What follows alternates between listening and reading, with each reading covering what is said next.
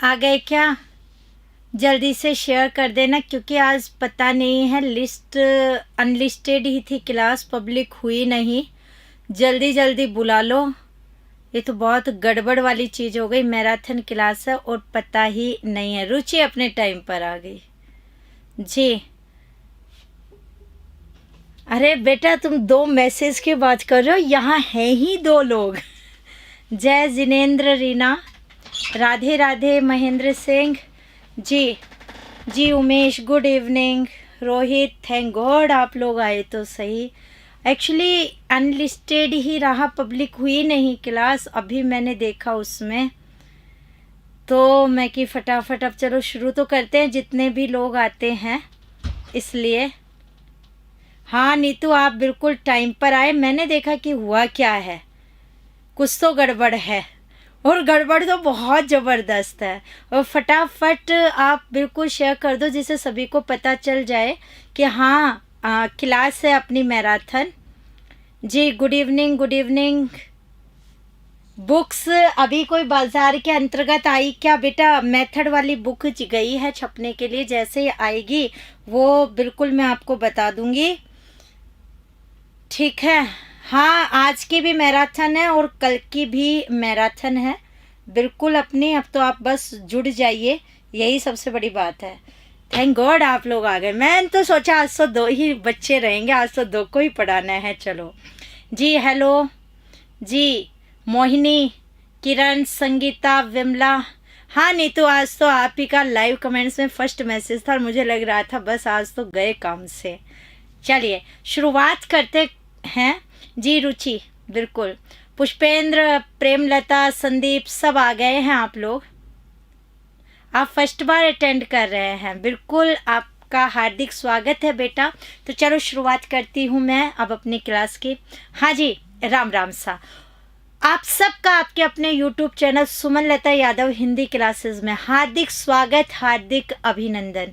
उम्मीद करती हूँ आप सभी अपनी जगह खुश होंगे, कुशल मंगल होंगे। और जैसा आप जानते हैं, हिंदी मैराथन क्लास वीडियो के लिए हम 2 दिन ले रहे हैं, एक आज और एक कल, इसलिए फटाफट आप सभी के पास शेयर कर दीजिएगा।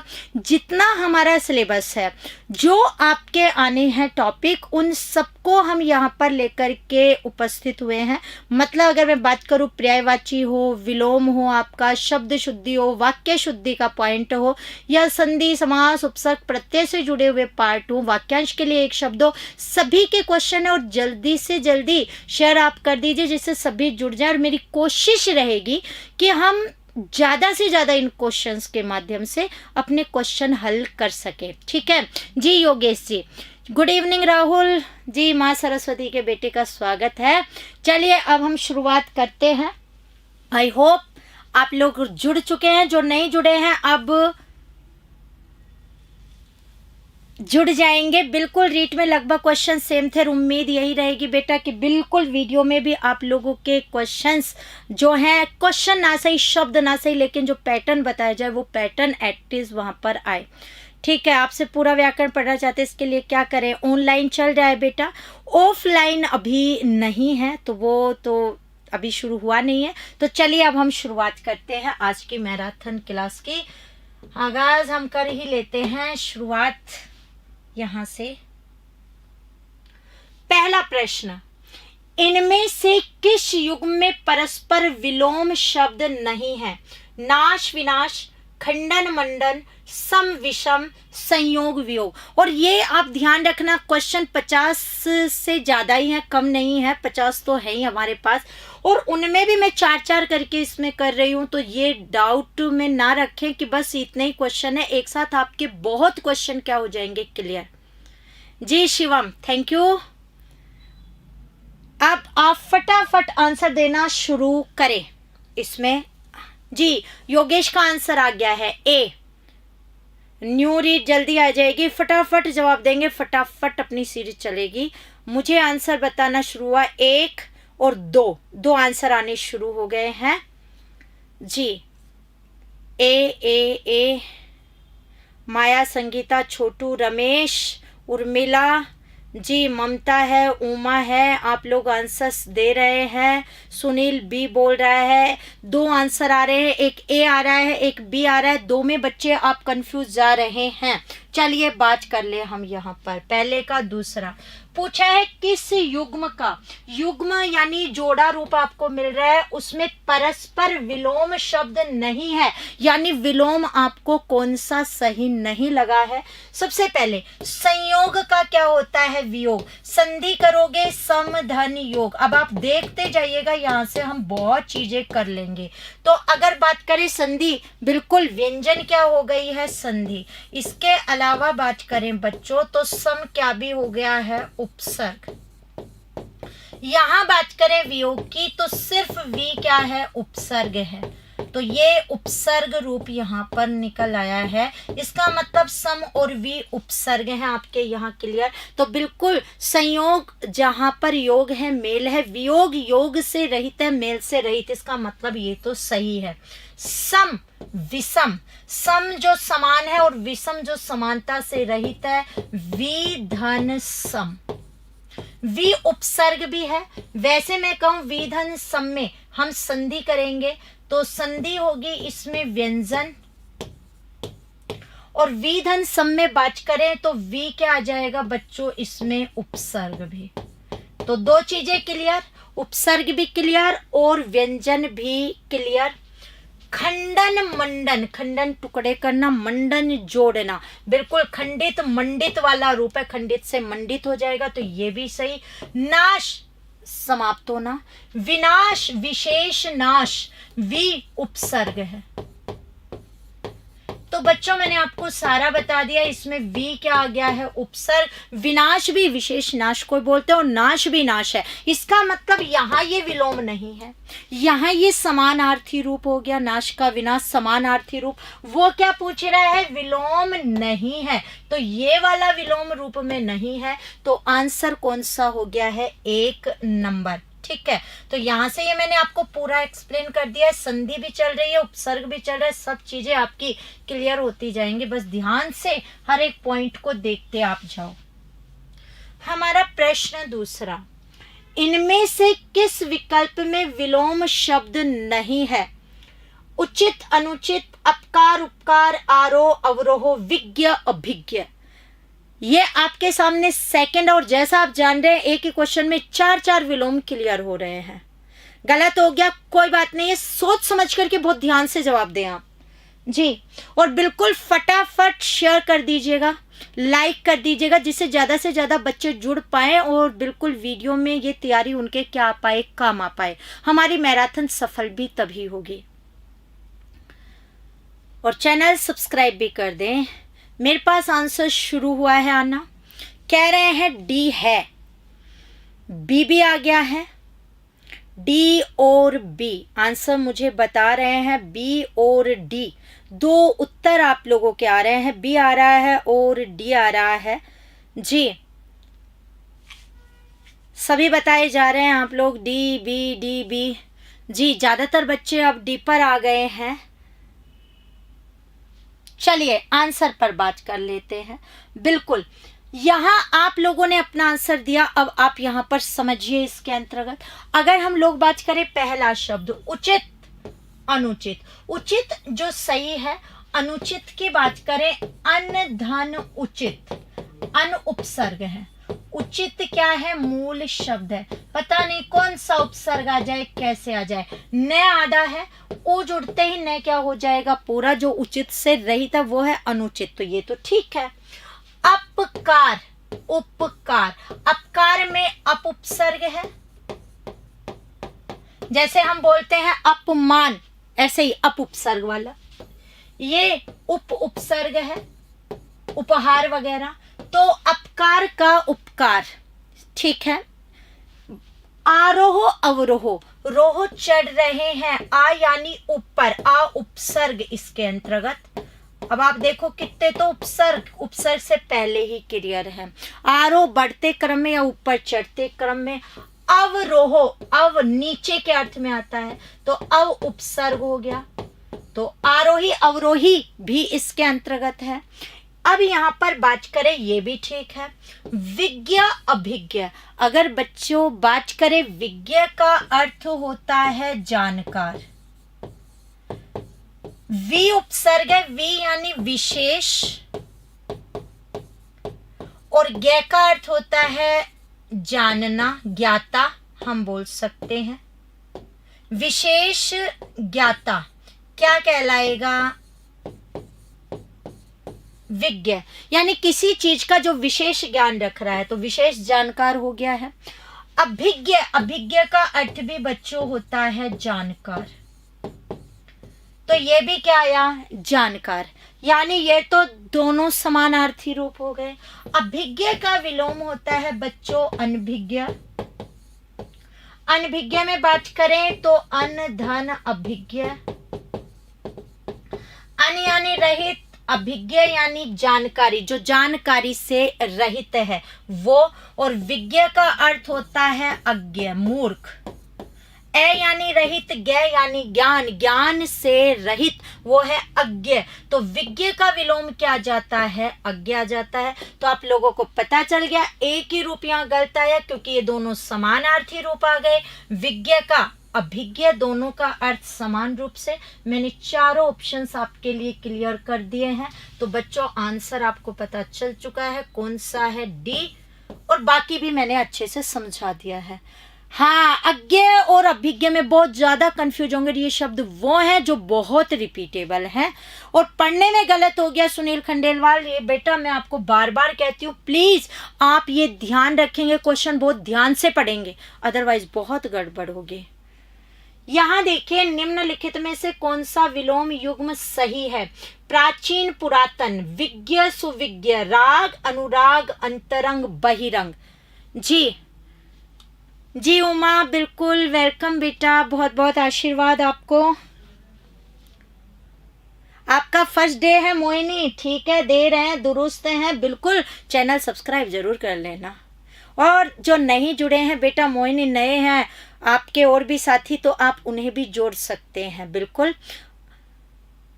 अब आप मुझे आंसर दें। Good evening, Radhe Radhe.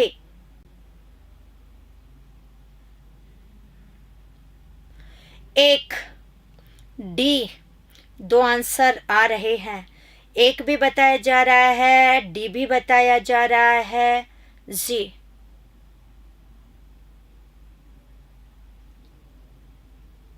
फटाफट आप लोग आंसर तो दे रहे हैं बेटा। टेस्ट एक्चुअली बेटा हर मंगलवार, बृहस्पतिवार और शनिवार को होता है। मैराथन वाले ये क्लास इसमें नहीं हो पा रही है टेस्ट में, बाकी आप सामान्य में बिल्कुल आप दे सकते हैं। चलिए आंसर पर बात कर लेते हैं। दो में हमारे विद्यार्थी कंफ्यूज हो रहे हैं, 1 नंबर और 4 नंबर में। जरा देखते हैं ये क्या है। बिल्कुल बहुत आशीर्वाद है, आप जोधपुर से जो भी, आपके मैसेज बहुत जल्दी जा रहे हैं। तो देखिए, निम्नलिखित में से कौन सा विलोम युग्म सही है? बच्चों सही और सही नहीं है, क्वेश्चन बहुत ध्यान से पढ़िएगा, अदरवाइज एग्जाम में भी गलत होने के क्या रहेंगे चांस। तो यहाँ से आपको मैं वो सब चीजें बताना चाहूंगी जहां आप गलती कर सकते हैं। तो ये देखिए, इसमें प्राचीन, प्राचीन का अर्थ क्या होता है? जो पुराना है। और ये पुरातन, पुरातन का अर्थ भी क्या है? पुराना। इसका मतलब ये तो पर्यायवाची रूप के अंतर्गत हो चुके हैं। विज्ञ अभी बताया था, विशेष ज्ञाता, सुपसर्ग लगा दिया, जो अच्छा है, विशेष ज्ञाता है, ये तो वही हो गया। राग यहाँ बता दिया था, इसका तो अज्ञ होगा, सुविज्ञ इसमें विशेषता ला रहा है, इसका कुछ है नहीं। राग प्रेम को बोलते हैं, और अनुराग भी प्रेम को, यानी ये भी समानार्थी हो गया। बिल्कुल, राग से विराग आप कर सकते हैं, बिल्कुल। अंतरंग का क्या होगा? बहिरंग।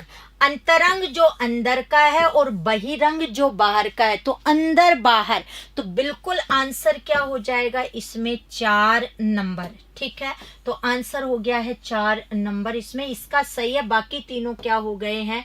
गलत हो गए। प्राचीन का विलोम क्या होगा? या पुरातन, अधुनातन, जो वर्तमान का है। ठीक है, तो उससे वो चीज आपकी क्या हो जाएगी? क्लियर हो जाएगी। सेकेंड ग्रेड में न्यू ईयर में ऑफर मिलेगा क्या? आप लोग बड़ा ऑफर मांगते हैं जी, कोशिश करते हैं, देखते हैं जी। Free test series all time open रखे हैं। ओके राकेश जी, सोचेंगे। निम्न में से किस जोड़े के शब्द विलोम नहीं है? आमिष, सामिष, आहुत, अनाहुत, उत्कर्ष, अपकर्ष, सम, विषम। बिल्कुल शिवम, कोशिश ऐसी है बेटा कि यहाँ से आपका क्लियर हो। प्राचीन, अर्वाचीन, बिल्कुल।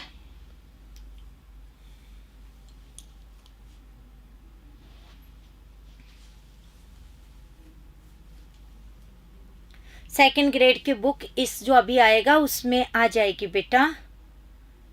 मेरे पास आंसर आने शुरू हो गए हैं। कोर्स लेना चाहते हैं तो आपको ऐप पर मिलेगा, प्रेप ऑनलाइन सरकारी नौकरी, इस पर मिलेगा बेटा आपको।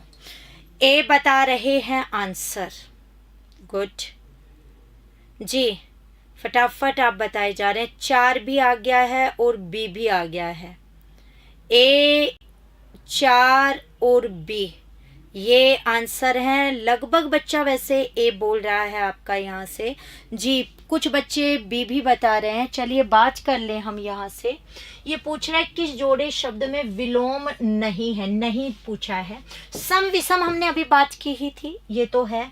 उत्कर्ष का अपकर्ष, बात करें बेटा इसमें संधि जब होगी तो उद होगा और कर्ष मूल शब्द इसके अंतर्गत। उद कब आता है? मैंने बताया है संधि में जब आगे अघोष वर्ण आपको मिलेगा तो तय की बजाय क्या आ जाएगा? क आ जाएगा। इस बात का ध्यान रखना। उपसर्ग में उत होगा ही, तो ये उत, ये अप, दोनों उपसर्ग इसमें। कर्ष का अर्थ होता है खींचना, जो ऊपर की ओर खींच रहा है, बढ़ रहा है, वो उत्कर्ष, और अप यानी नीचे की ओर जो खींच रहा है, जा रहा है, वो है अपकर्ष। तो ये उपसर्ग रूप में सही हो चुके हैं। आहुत, अनाहुत, आहुत बुलाया गया, अन्न, धन, आहुत, अन उपसर्ग है, अन यानी रहित, आहुत यानी बुलाने, तो आपको पता चल गया है। इसका मतलब ये भी क्या हो चुका है इसके अंतर्गत, सही है। अब बच गया बेटा आमिष, सामिष। आमिष का होगा निरामिष, समझ में आई बात? ये समानार्थी रूप है। मिश मांस के जो साथ है वो, निरामिष इसका क्या होगा? विलोम। जो मांस से रहित भोजन होगा वो है निरामिष, तो आमिष का क्या होगा? निरामिष होता है विलोम। ठीक है, बाकी का आपको क्लियर हो ही चुका है, सबके हैं ही विलोम सही जी। तो बात करें आंसर ये, अब देख लो इन सब में अलग अलग था, चारों में, यानी हम 20 शब्द पर बात कर चुके हैं। ये देखिए इसके अंतर्गत बिल्कुल उमाराम निरामिष है। आपको क्या मिलेगा पता नहीं, अब आप क्या बात कर रहे हैं। उमाराम दाता का विलोम शब्द है आता, उदार, सूम, प्रज्ञ। ये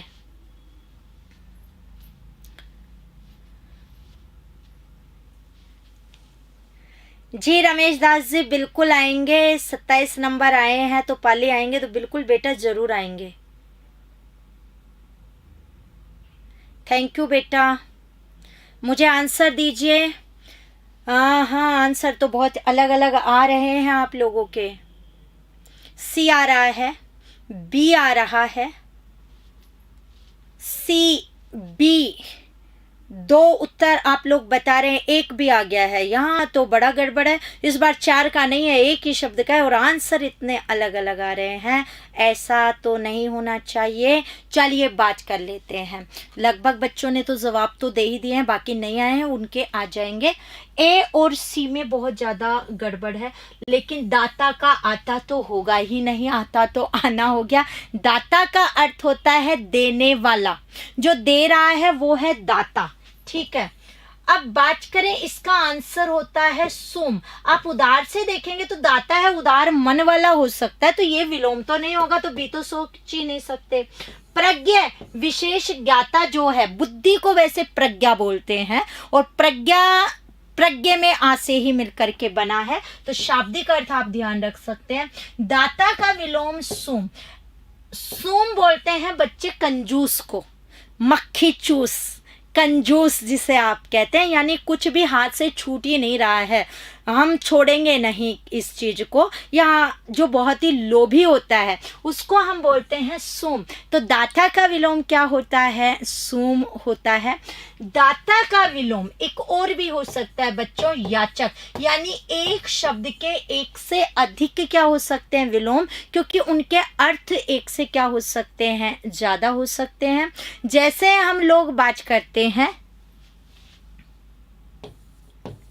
मैं एक बार आपको समझाना चाहूंगी यहाँ से कि एक शब्द के एक से अधिक विलोम कैसे हो सकते हैं। जैसे ये शब्द है यथार्थ। कोशिश ये रहेगी इन क्वेश्चनों में के अलावा भी जो चीजें आपके काम की वो मैं आपको समझा दूं। तो यथार्थ संधि हो जाएगी यथा धनार्थ। अब यथार्थ का आपसे विलोम पूछे तो यथार्थ का विलोम आप क्या करेंगे? बिल्कुल आप बताइए। बिल्कुल उदार से हम कर्पण कर सकते हैं, आप सोच सकते हैं। बाकी सुम का अर्थ बता दिया है कंजूस। जी संजय सैनी जी, बिल्कुल मैंने आपकी बात कर ली है। इमरान खान जी 30 आए हैं। यथार्थ का विलोम क्या होगा? फटाफट जवाब दो मुझे आप लोग, देखें क्या बताते हैं आप लोग। बेटा पूरा सिलेबस ही देख रहे हैं हम यहाँ से, जल्दी जल्दी बोलो। यथार्थ का विलोम क्या करेंगे आप लोग? नया क्वेश्चन है, कोई ऑप्शन नहीं है, आपके आया हुआ है काफी बार। यथार्थ का विलोम क्या करेंगे? बिल्कुल बेटा इमरान खान रीट के पद बिल्कुल सरकार 50,000 कर दे, आपकी बात मान ले। आज हम मैराथन में है तो थोड़ा सा वो चाहूंगी माफी, बाकी मैंने बोल दिया है जी। हाँ लाइक तो कर दो, शेयर भी कर देना, सभी आ जाए। मेरे पास आंसर आने शुरू हुए। आदर्श, कल्पना, शिवम कह रहा है कल्पना है, सरोज कह रही है आदर्श है। काल्पनिक आ चुका है, शिवदयाल का एनसीआर चूरू से, सरोज का आ ही चुका है, वेरी गुड। अगर हम लोग बात करें, मेरे पास आंसर आए हैं, बिल्कुल बहुत अच्छी आपने कोशिश की है। अब यथार्थ के देखो आपने ही डबल आंसर दे दिए। यथार्थ वास्तविक होता है, यथार्थ वास्तविक, इसका अर्थ है बच्चे विलोम नहीं होगा। एक बच्चे ने वास्तविक लिख दिया था, इसके दो विलोम होंगे, एक होगा आदर्श, आपने पढ़ा होगा ना, आदर्शवाद और यथार्थवाद, राइट। तो यथार्थ का विलोम क्या होता है? आदर्श होता है। एक यथार्थ वास्तविक, तो एक होता है काल्पनिक। काल्पनिक जो कल्पना से जुड़ा हुआ है और यथार्थ जो वास्तविक है। तो बिल्कुल यथार्थ का काल्पनिक कल्पना वाले से लेंगे। बिल्कुल भाग मिल्खा भाग, आज भागना ही है हमें। तो दो विलोम हो गए। अब यथार्थ के दो विलोम क्लियर, आदर्श और काल्पनिक। वैसे दाता का सुम भी होगा और क्या भी होगा? याचक भी होगा। तो बहुत अच्छा है, जिनको आ रहा है वेरी गुड। मेरी तरफ से तो सबको बस बेस्ट ऑफ लकी है कि हमारे क्वेश्चंस जैसे यहाँ आप सही कर रहे हैं, भगवान आपको बिल्कुल वीडियो में भी वैसे ही सही करवाए। अगला प्रश्न देखिए, निम्नलिखित में से किरण शब्द का पर्यायवाची नहीं है? रश्मि, मरीचि, अंशु, निर्वाण। बहुत समझ करके जवाब दीजिएगा आप लोग। थैंक यू एम के स्वामी जी। गुड इवनिंग निशार जी, फटाफट आपके जवाब आने चाहिए। मूड के लिए हैं, कोई बात नहीं, गलत तो हो गया जो हो गया। अब जो पढ़ रहे हैं वो बहुत अच्छे से क्लियर रखिएगा। और जो पिछले टाइम में मैंने टेस्ट लिए हैं, संधि समास उपसर्ग प्रत्यय, वो क्लियर कर लेना। इन मैराथन में उनके अलावा क्वेश्चंस हैं। मेरे पास आंसर आ गया है। बच्चे कह रहे हैं डी है, सभी दे रहे हैं आंसर मुझे डी, इसमें बता रहे हैं आप लोग जी। ओके चलिए, प्रज्ञ का मूड विलोम बताया। प्रज्ञ ज्ञाता, बिल्कुल वो मूड उसके अंतर्गत है, मूर्ख को कहते हैं। संजय सैनी ने उसका विलोम बताया है, बिल्कुल वो ठीक है, मैं लिख भी देती हूँ आपका। मूड यानी मूर्ख होता है, प्रज्ञ जो बुद्धिमान है, मैंने बता दिया, प्रज्ञा बुद्धि को बोलते हैं। तो मेरे पास आंसर आ चुका है बेटा डी, निर्वाण जी। चलिए बात करते हैं, किरण शब्द का क्या पूछा है? पर्यायवाची। इसका मतलब किरण के पर्यायवाची आपसे यहाँ क्लियर होंगे। रश्मि किरण को बोलते हैं। यहाँ थोड़ा सा ध्यान रखना बच्चों, ये मरीचि, इसमें ई की मात्रा छोटी है, ये यहाँ से आपको गलत कर देगा। हालांकि मैंने इस बार आपके लिए वो चीजें नहीं की हैं कि मैं आपका गलत करवाऊं या बहुत उसमें लेकर आऊं, कि मुझे एक बार समझाना है, बस इतना आप ध्यान रखें। ये मरीची है, ये जो मरीची है च में ई की मात्रा बड़ी है और ये पर्यायवाची हो जाएगा किसका, सूर्य का। और सूर्य से निकलती है किरण, तो सूर्य बड़ा है, किरण छोटी है क्योंकि उससे उसका जन्म हुआ है, तो किरण वाले में ई की मात्रा छोटी होगी और सूर्य वाले में क्या होगी, बड़ी होगी। अंशु किरण को बोलते हैं, अंशुमाली आ गया, तो जैसे ही माली लगेगा, अंशुमाली, अंशु यानी किरणों का माली, तो वो कौन बन जाएगा, सूर्य। तो सूर्य के भी दो पर्यायवाची यहाँ से क्लियर, तीन यहाँ से किरण के, और निर्वाण बच्चों हम बोलते हैं मोक्ष को। ये मोक्ष का पर्यायवाची क्या हो गया है, क्लियर हो गया है। ठीक है, तो ये मैंने कोशिश तो कर रही हूँ कि आपकी पूरी व्याख्या हो जाए यहाँ से, और जैसा मैं कह रही हूँ कि काफी कुछ इस क्वेश्चनों से मैं क्लियर कर दूंगी, बहुत सिलेक्टेड चुन के लाई हूँ कि बहुत चीजें आपकी क्लियर हो जाएं। आगे देखिए, कलधोत, रूपक, रजत शब्द निम्नलिखित में से किसके पर्यायवाची हैं? चंद्रमा, स्वर्ण, सूर्य और चांदी। ये चार आपके ऑप्शन हैं, फटाफट आपको क्या देना है, आंसर बता दो।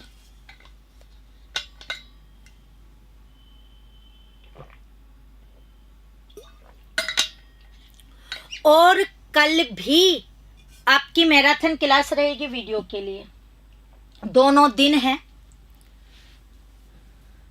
मेरे पास उत्तर आने शुरू हुए हैं, B D. First grade second grade में छूट दूं कोर्स में, बिल्कुल आपकी बात मैंने देख ली है, आप बार बार उसको मत लिखिएगा, मैंने सुन लिया है, बिल्कुल कोशिश करेंगे। अभी फिलहाल यहाँ पर ध्यान दें, मेरे पास दो उत्तर आ रहे हैं आप लोगों के, एक आप बता रहे हैं बी और एक आप बता रहे हैं डी। बी और डी में क्या हो रही है, लड़ाई चल रही है। चलो देख लेते हैं कौन सी लड़ाई को रोकना है अब हमें। कलधोत के धाम आपने सुना होगा, रसखान जी के पद के अंतर्गत, राइट। रूपक और रजत, भाई रजत से आप सोच सकते हैं, आई होप कि इसमें निकल जाए आपका, तो बिल्कुल बात करें चांदी, चांदी से है इसमें।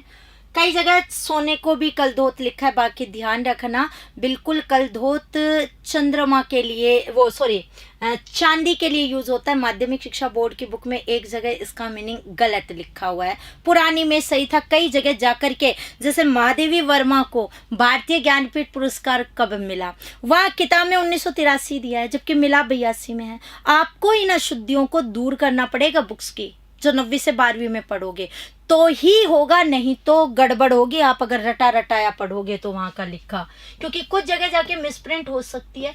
तो रूपक, कलधोत, रजत तीनों अगर बात करें किसके पर्यायवाची है, चांदी के पर्यायवाची हैं।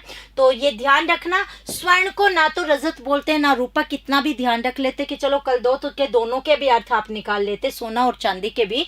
तो कलधोत के धाम, सोने चांदी के वहां कह देते हैं आप, जो धाम है यानी घर है, वो कृष्ण की जो सामीप्य है उस पर रसखान जी क्या करते हैं, न्योछावर करते हैं। चांदी का चंद्रहास भी होता है, जी बिल्कुल, और चंद्रहास अगर बात करें एक तलवार का भी नाम है, जो रावण यूज करते थे, उसका नाम चंद्रहास, आप पढ़ लेंगे बिल्कुल। तो वो चीज आप ध्यान रखना, समझ करके पढ़ना है। 8वां प्रश्न देखो, निम्नलिखित में से समुद्र का पर्यायवाची शब्द नहीं है। अर्णव, उदधि, जलद और नदीश, ये हैं 4 ऑप्शन। अच्छा अनमोल, लाइव पहली बार देख रहे हैं, धन्यवाद। हाँ, रजत से निकला है जी, 30 में से 30। Thank you Rakesh.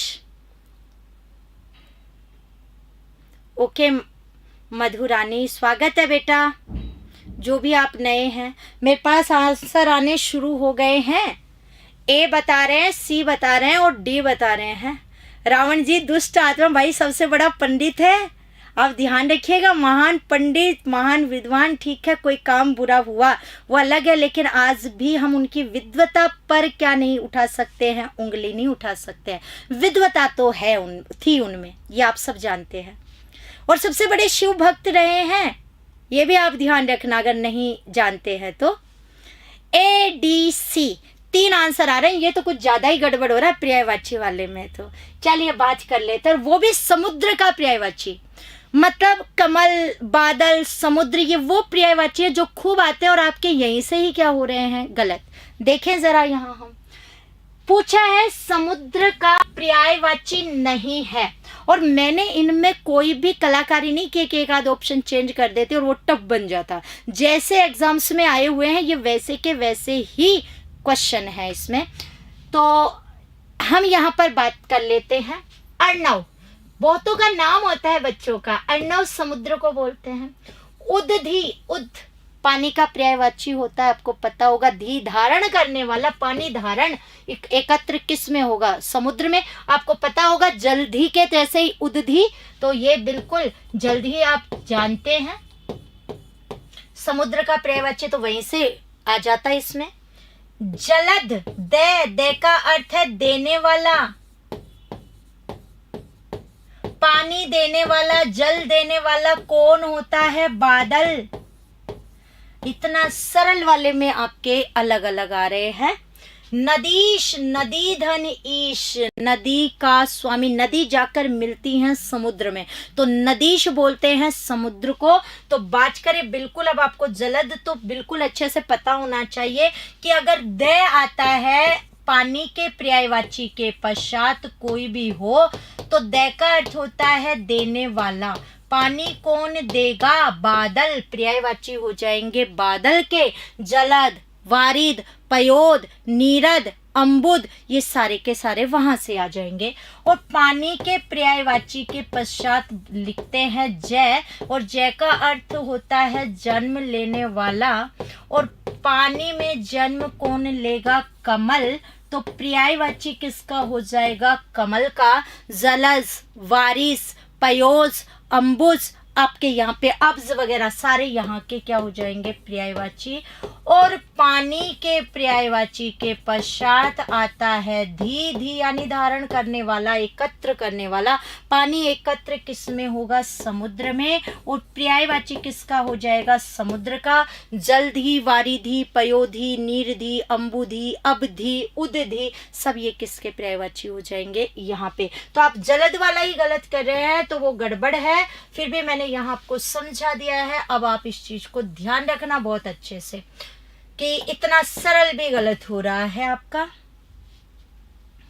9वां प्रश्न देखो, किस क्रमांक का शब्द हाथी का पर्यायवाची नहीं है, कुंजर, गज, नाहर, हस्ती। इंपोर्टेंट है, SI का रिजल्ट आ गया है सच्ची में ही। भाई मैं बहुत टाइम से क्लास में, से मुझे कोई आइडिया है नहीं, और फोन आ रहे हैं तो वो मैं क्लास में उठा नहीं पाती हूँ।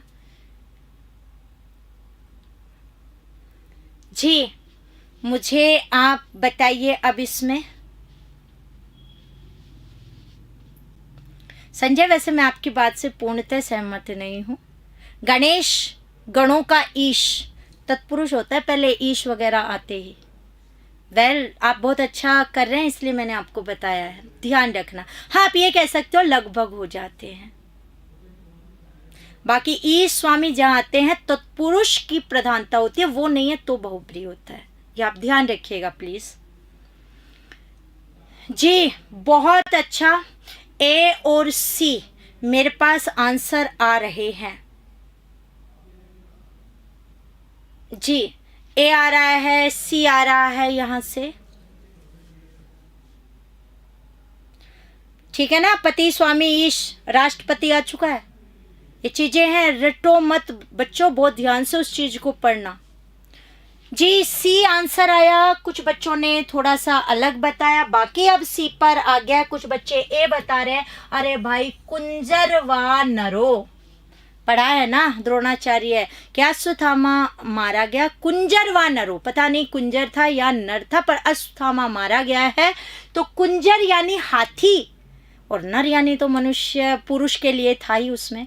तो वो द्रोणाचार्य ने जो सुना था कुंजर व नरो, वहां से ध्यान रख लो। कुंजर यानी हाथी होता है, गज का अर्थ हाथी, और हस्ती हाथी को बोलते हैं। एक होता है हस्त, हस्त यानी होता है हाथ, हस्त होता है हाथ, और हस्ती होता है हाथी।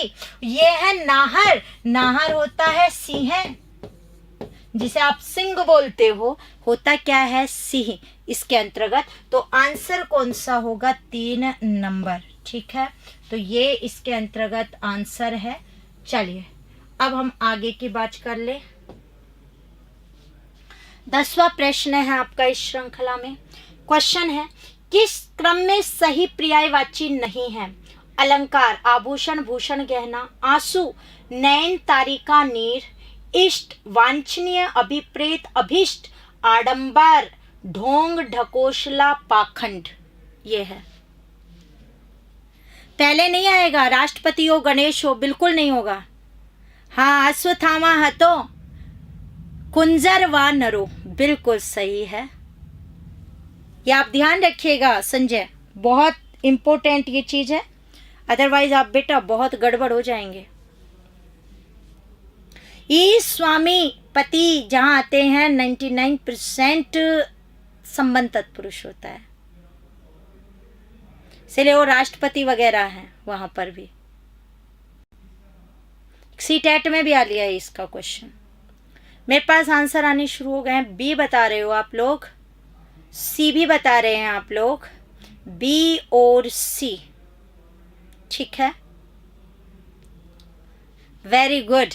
बाकी पता होना हो, एक शब्द से आप उसे चुन सकते थे, और यही चीज आपको एग्जाम में ध्यान देनी है कि कहीं से हो सकता मुझे बाकी का आए ना आए, लेकिन कहीं एक से ऐसी चीज मिल जाए कि मैं उससे ये कर पाऊं कि ये गलत है। तो बात करें यहाँ पर, तो बिल्कुल बच्चों आंसर 2 नंबर। अलंकार, जैसे एक अलंकार है जो साहित्य में चलते हैं, एक अलंकार होते हैं आभूषणों के लिए। तो अलंकार आभूषण को भी बोलते हैं। आ उपसर्ग हटा दोगे तो भूषण ही बचेगा, गहना, तो भूषण गहना आगे है ही।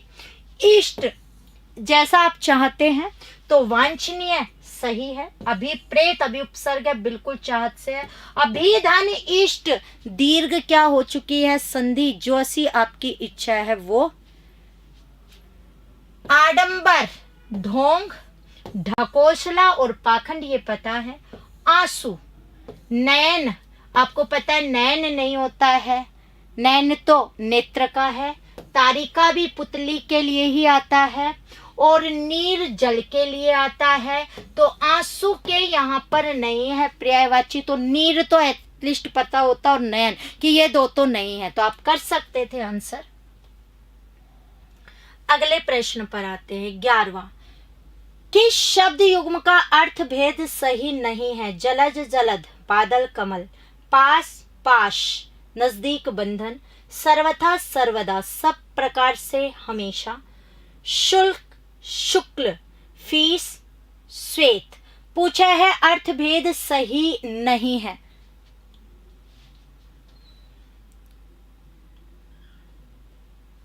हाँ, नीर नहीं, नीड है। नीड घोंसले के लिए आता है, नीर जल के लिए आता है। फटाफट अब आप दे दो जवाब, जिससे आगे हम चलें।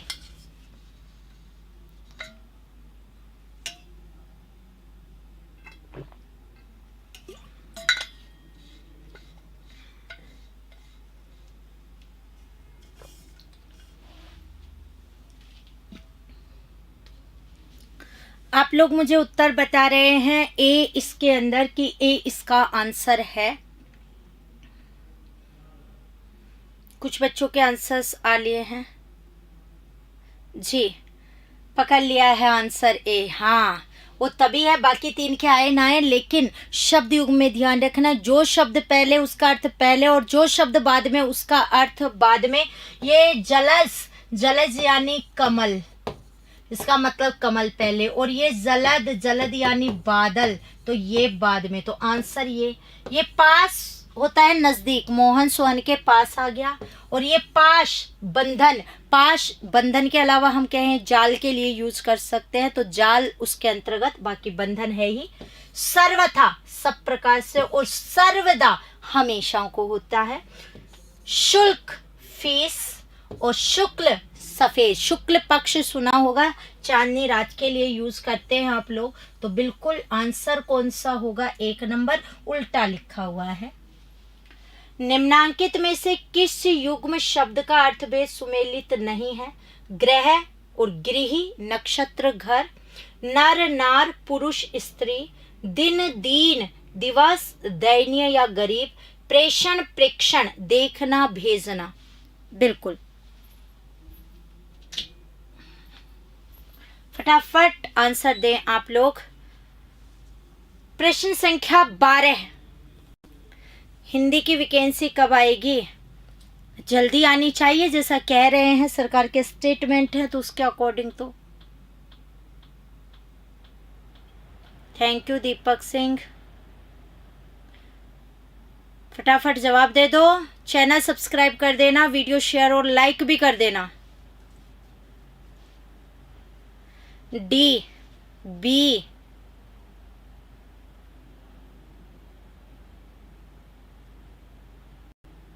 ओके, मेरे पास ए भी आ चुका है, डी भी आ चुका है, इसमें आंसर अब देख लेते हैं, और बी आ चुका है। 3 जवाब आए हैं। अब एक बार हम आंसर देखें। युग्म शब्द का अर्थभेद सुमेलित नहीं है, ये पूछा है, एक बार देख ले। ग्रह और गृही, तो गृही यानी तो घर ही होता है और ग्रह नक्षत्र ही होता है, ये तो सही है, जो पहले वो पहले।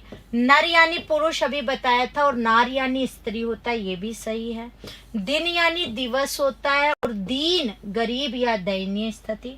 प्रेषण प्रेक्षण, प्रेषण बिल्कुल भेजना पहले आता। संधि भी होगी, गुण संधि, प्रधन ईक्षण, आप पढ़ते हैं क्या? प्रेक्षण, यहाँ पर भी इक्षण का अर्थ होता है देखना, इक्षा इक्षु इक्षण, इसका अर्थ होता है देखना। अब ये पहले और बाद वाली स्थिति में नहीं आया, नियम से भेजना पहले और देखना क्या होता बाद में, तो सही होता। इसका मतलब कौन सा आंसर? 4 नंबर। निम्नलिखित में से कोश कौश शब्द युग्म का सही अर्थ भेद है? दूरी, खजाना, खजाना शब्दों का संग्रह, शब्दों का संग्रह, दूरी और खजाना दूरी। फटाफट बताइए। ओके, एसआई का रिजल्ट जारी हो गया है, बहुत अच्छी बात है जी। धीराराम जी कह रहे रीट वालों शहीद स्मारक जयपुर आ जाओ। मैंने आपकी बात कह दी है धीराराम जी ने। अब मुझे आप जवाब दे। प्रश्न संख्या 13, जल्दी जल्दी कर दो, जितने जल्दी जवाब होंगे उतनी जल्दी हमारी क्लास कंप्लीट होगी। ऐसा नहीं है कि हम कोई फिक्स लेकर चल रहे हैं कि तब तक लेनी है, हमारे क्वेश्चन पूरे हो जाएं बस।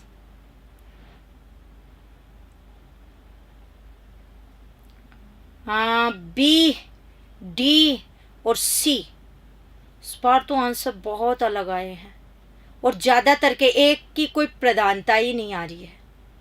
बी भी उतना ही आ रहा है, सी भी उतना ही आ रहा है। क्या बात ऑप्शंस गलत हैं क्या? देखना ही पड़ेगा भाई, ये तो, या अर्थ नहीं आ रहे हैं, कहीं तो है चीज। और अभी तो एक और रह गया है इसमें।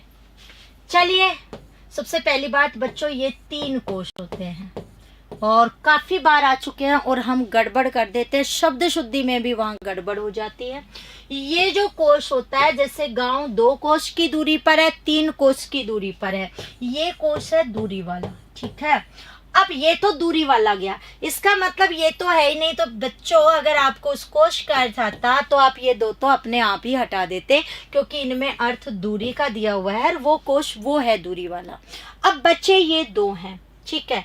ये जो कोश है ये होता है खजाना, पैसों का खजाना जो होता है, और ये भी कोश खजाना, लेकिन ये शब्दों का, यानी पर्यायवाची शब्द कोश आप जो पढ़ते हैं उसमें कोश ये मिलेगा, डिक्शनरी वाला शब्दकोश। तो शब्दों का जो कोश है या शब्दों का जो संग्रह है वो होगा ये, और जो खजाने वाला कोश है वो ये है। तो ये तीसरा भी देखो दूरी से ही गया, 3 में दूरी थी, यहाँ तो मैंने देखा ही नहीं 2 में था। अगर आप दूरी वाले को ध्यान में रख लेते तो 3 निकल जाते, अपने आप आंसर आ जाता। ये इसका अर्थ खजाना, इसका अर्थ शब्दों का संग्रह या खजाना, और इस कोश का अर्थ क्या होता है? दूरी। तो अपने आप हो गया ये सही। आपको लगा होगा 3 में दूरी है तो कहीं ना कहीं तो अटकेगा। कभी कभी ऐसी भी चीजें हो जाती है जहां आप ध्यान ही नहीं देते और वो चीज हो जाती है। आगे देखो, इनमें से किस विकल्प में समश्रुत शब्द युग्म का अर्थ भेद सही नहीं है? समश्रुत भिन्नार्थक शब्द शब्द युग्म के लिए ही प्रयोग में आता है। कर्म क्रम, काम या सिलसिला, उद्दत उद्यत तैयार अक्षर, परिणाम परिमाण फल सबूत, गण गण्य समूह और गिनने के योग्य। फटाफट आप जवाब दें।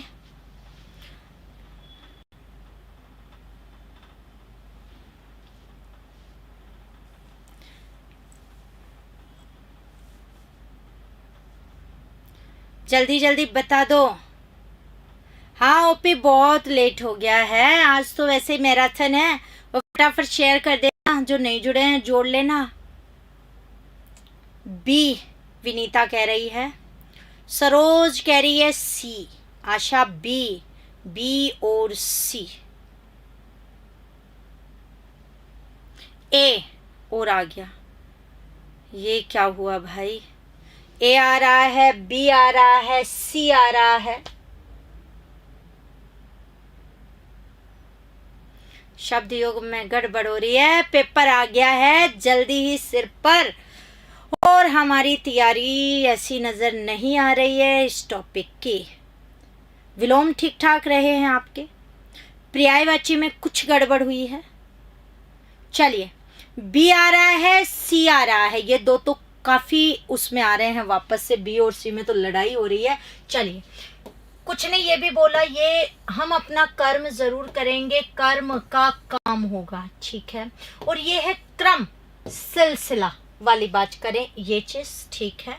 ये है गण और ये है गण्य, गण्य गण समूह, परिवार गण, जैसे हम बोलते हैं ना अध्यापक गण, अध्यापकों का समूह, तो गण।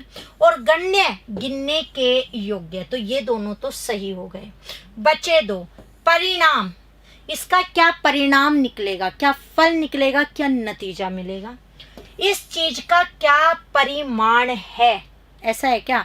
तो परिमाण सबूत या नाप तोल आप एक्चुअली देखते हैं, इसलिए आप लोग यहाँ पर थोड़ा सा अटके तो हैं। अभी भी स्टूडेंट्स के आंसर आ रहे। और बात करें अब अपना, यहाँ से अगला आ चुका है इसमें सी वाला। अब ये भी चीज यहाँ से हमें देखनी ही पड़ेगी कि एक आंसर होगा तो क्या होगा। उद्दत और उद्यत, आपने कभी इसका प्रयोग पढ़ा है या नहीं पढ़ा है? क्योंकि कहीं ना कहीं ये चीजें आपकी गड़बड़ हुई हैं, तभी तो ये चीज यहाँ से आई है, अदरवाइज इतना तो नहीं है। अभी भी आंसर जो है ना, वो कह रहे हैं बी है, कुछ कह रहे हैं सी है, यानी अभी भी लड़ाई तो जो है वो चल ही रही है। चलिए बात करें आगे की, तो मेरे हिसाब से तो यहाँ से देखते तो क्लियर तो हो जाता कि परिमाण सबूत तो नहीं होता है, सबूत तो नहीं होता है। क्या होता है परिमाण? नाप तोल। अब तो मैं बता भी चुकी हूँ। इसका मतलब उद्यत तो तैयारी है, और उद्धत क्या होता है? अक्खड़। तो इसका मतलब आंसर तो यहाँ से था, परिणाम नतीजा हो जाता, फल हो जाता है, ये ठीक है। लेकिन परिमाण नाप तोल के लिए आता है और सबूत के लिए नहीं आता है। तो आंसर कौन सा हो गया? 3 नंबर। अब यहाँ से बहुतों का गलत था, तो ये उद्दत और उद्यत, मैं इस काम के लिए उद्यत हूँ, तैयार हूं, वो है। और उद्धत अक्खड़ स्वभाव से। जी आगे देखो, हाँ उद्यत का तैयार होता है, बिल्कुल। ये देखिए, किस क्रमांक में कृति और कृति शब्द युग्म का सही अर्थ भेद है? फटाफट जवाब दें। प्रश्न संख्या है 15 आपका, जवाब दो आप मुझे। हाँ, ये तो बिल्कुल वीडियो की मैराथन है। वैसे मैंने कोशिश हमेशा यही की है कि जहाँ ज़रूरत होगी बिल्कुल मैं आपको बताऊंगी, चाहे वो फर्स्ट ग्रेड हो या सेकंड ग्रेड हो। एक जैसे लगते हैं तो गलत हो जाते हैं, ऐसे कैसे गलत होंगे एक जैसे से? ध्यान से पढ़ना है जी। अब आप मुझे जवाब दे दें फटाफट। मेरे पास आंसर आना शुरू हुआ है। बी, हाँ, सबूत का प्रमाण होता है, बिल्कुल। बी, डी, फिर बी और डी में आ गए हैं आप, गड़बड़। बी, डी, ठीक है। चलिए बात कर लें बी और डी में। यहाँ और यहाँ में स्टूडेंट गड़बड़ हुए हैं, क्योंकि उन्हें ये तो पता है ये कृति है, और कृति का अर्थ रचना है। कृतिकार से हमने पढ़ा है, तो इसका मतलब ये तो इसमें है, इसका मतलब ये दो गए। अब हमारी लड़ाई इसमें है, दो में। ये है कृति बड़ा, तो करने वाला या रचनाकार, ना कि रम्य। आंसर क्या होगा? रचना करने वाला या रचनाकार, ये इसका आंसर होगा। तो ये करने वाला कौन? रचना करने वाला, ठीक है। तो रचना करने वाला या रचनाकार, ये इसका आंसर। तो 2 नंबर है। 16वां प्रश्न देखो, निम्नांकित शब्दों एवं उनके समक्ष दिए गए वाक्यांशों में कौन सा युग्म असंगत है?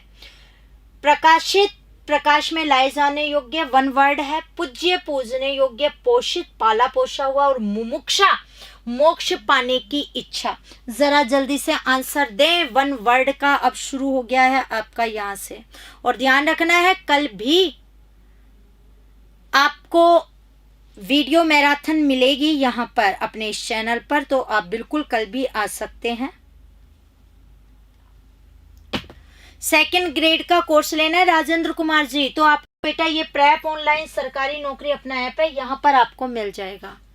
जी हरेंद्र प्रणाम। तो बिल्कुल बहुत जीते रहो, करने वाला तो बड़ा ही रहेगा, इसलिए मात्रा बड़ी है। बिल्कुल याद रखने की ट्रिक याद है आपको। आंसर मुझे आप लोग बता रहे हैं। ए, शब्द अपार होते हैं हिंदी में, पर कोशिश करोगे तो हर जगह क्लियर हो जाएगा। ए आ गया है और सी आ गया है, 2 आंसर हैं। वैसे ये बिल्कुल आप ध्यान रख सकते हैं। सबसे पहले यहाँ आइए, मैंने ये एक ही रूप लिया है तो क्लियर हो जाएगा। ये मुमुक्षा है, मोक्ष प्राप्त या मोक्ष पाने की इच्छा। अगर बच्चों आ जाए मुमुक्षु, मतलब छा की बजाय क्या लग जाए? शु, तो इच्छुक हो जाएगा। मतलब मोक्ष पाने का इच्छुक और मोक्ष पाने की इच्छा बहुत जल्दी क्या हो जाती है? कंफ्यूजन में। तो ध्यान रखना, इच्छुक, इच्छा रखने वाला। तो इच्छुक के अंतर्गत क्या आया है? 6 में उ, यहाँ भी उ, और छा में आ, इच्छा में भी आ। तो आप ये ध्यान रखना। एक होता है मुमुर्षा और मुमुर्षु, ऐसे होता है तितिर्षु और तितिर्षा। तो तितिर्षु तैरने का इच्छुक, शु आते ही इच्छुक, यानी इच्छुक यानी इच्छा रखने वाला। तितिर्षा तैरने की इच्छा, मुमुर्षा मरने की इच्छा, और मुमुर्षु मरने का इच्छुक। ये मुमुर्षा और मुमुक्षा भी बहुत जल्दी गड़बड़ होगी, तो ध्यान रखना। मुमुक्षा में क्षत्रिय वाला 6 और मोक्ष में भी है, तो ये तो ठीक है। पोषित, पाला पोषा हुआ, ठीक है। पूज्य, पूजने योग्य। प्रकाशित, प्रकाश में लाए जाने योग्य नहीं। प्रकाशित, जो छाप दिया गया है, रचना प्रकाशित हो गई है, सामने आ गई है वो चीज, तो प्रकाश में लाए जाने योग्य नहीं, जो प्रकाशित कर दिया गया, छाप दिया गया है। तो आंसर कौन सा होगा? 1 नंबर। उपत्यका शब्द के लिए उपयुक्त वाक्यांश है: पर्वत के ऊपर की भूमि, पर्वत के नीचे की भूमि, पर्वत की छाया और नृत्य की एक विद्या।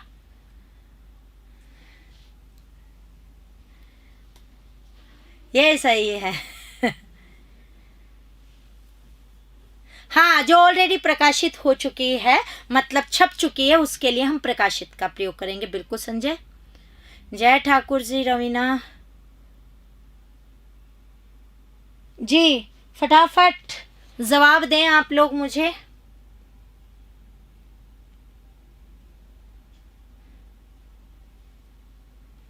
मेरे हिसाब से गलत नहीं होना चाहिए। आने लग गया। ये 2 में तो ऐसे फंसते हैं आप लोग, पता ही नहीं है कहाँ है। ए और बी, डबल डबल आंसर्स आ रहे हैं आप लोगों के। ए आ रहा है, बी आ रहा है। देखो अब एक कौन सा करते हैं, ए बी। चलिए बात कर लेते हैं। ये तो पता है ये नहीं करोगे, ये पता है ये नहीं करोगे, एक और दो तो लेकिन गड़बड़ हो गई ना। यहाँ देखिए, पर्वत के ऊपर की भूमि और एक है पर्वत के नीचे की भूमि। यहाँ सिंपल बात है, एक होता है उपतय का और एक होता है अधितय का, और दोनों खूब आ चुके हैं एग्जाम्स में। और आप लोग हमेशा इन दोनों में कंफ्यूज होते हो, क्योंकि हमें पता है एक पर्वत के ऊपर की और एक पर्वत के नीचे की या समीप की भूमि को हम बोलते हैं। अब यहाँ से आप ध्यान रखना भविष्य में, इसमें अधि उपसर्ग, अधि का अर्थ होता है ऊपर, इसमें उप का अर्थ होता है समीप या नजदीक। उपन्यास वगैरह शब्द पढ़े होंगे आपने। तो अधि यानी ऊपर वाले का तो होगा अधितय का, और समीप पास के लिए जो यूज होगा वो होगा उपतय का। तो पर्वत के ऊपर की भूमि तो भाई ये होती है, यह है पर्वत के नीचे की या समीप की भूमि। तो आंसर क्या होता, 2 नंबर। तो ये आप ध्यान रखना। इसके अलावा ये अपनी बुक है व्याकरण की सारांश सामान्य हिंदी, जिसमें थ्योरी भी है, क्वेश्चन आंसर भी है। एक सिर्फ क्वेश्चंस की बुक है जिसमें आए हुए 3500 प्लस क्वेश्चन है। अगला देखो, उपयुक्त स्थापन शब्द नहीं है। कौन सा उपयुक्त शब्द नहीं है, स्थान पर नहीं है? कम भोजन करने वाला मिताहारी, जिसकी आशा न की गई हो अप्रत्याशित, जो असत्य बोले सत्यवादी, और जो इंद्रियों द्वारा न जाना जा सके अगोचर। फटाफट बताओ। स्टडी बाय डोली। बेटा मैं आपका तो ये शब्द ही नहीं समझ पा रही हूं जी, जल्दी जल्दी बता दो आंसर।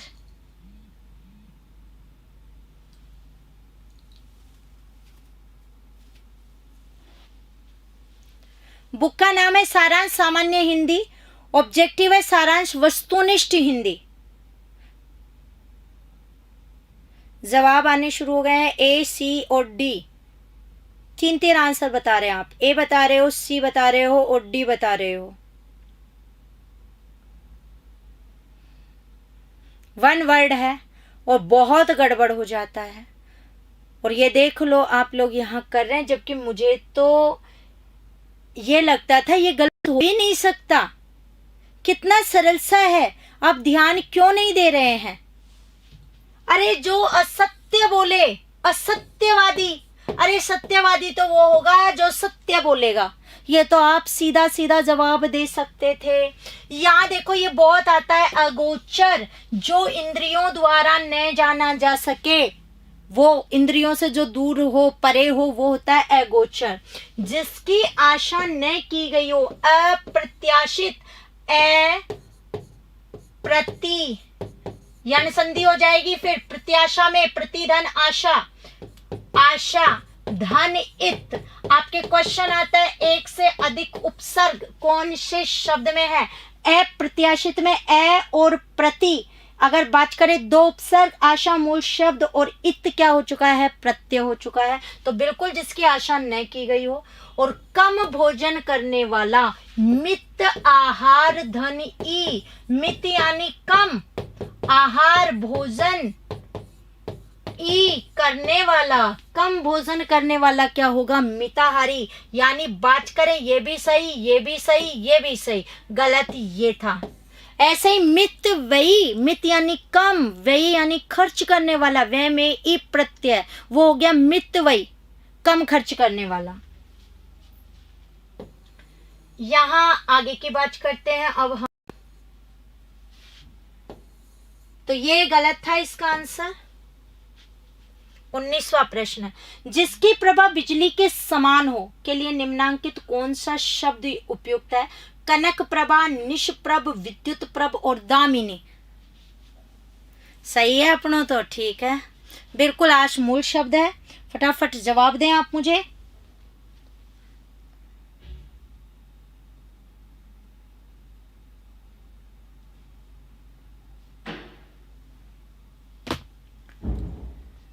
आपका भी सही है, बहुत अच्छी बात है।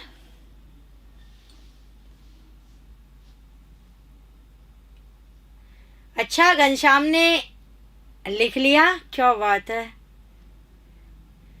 सी, डी। अभी तक सही हो रहे हैं तो बहुत अच्छी बात है।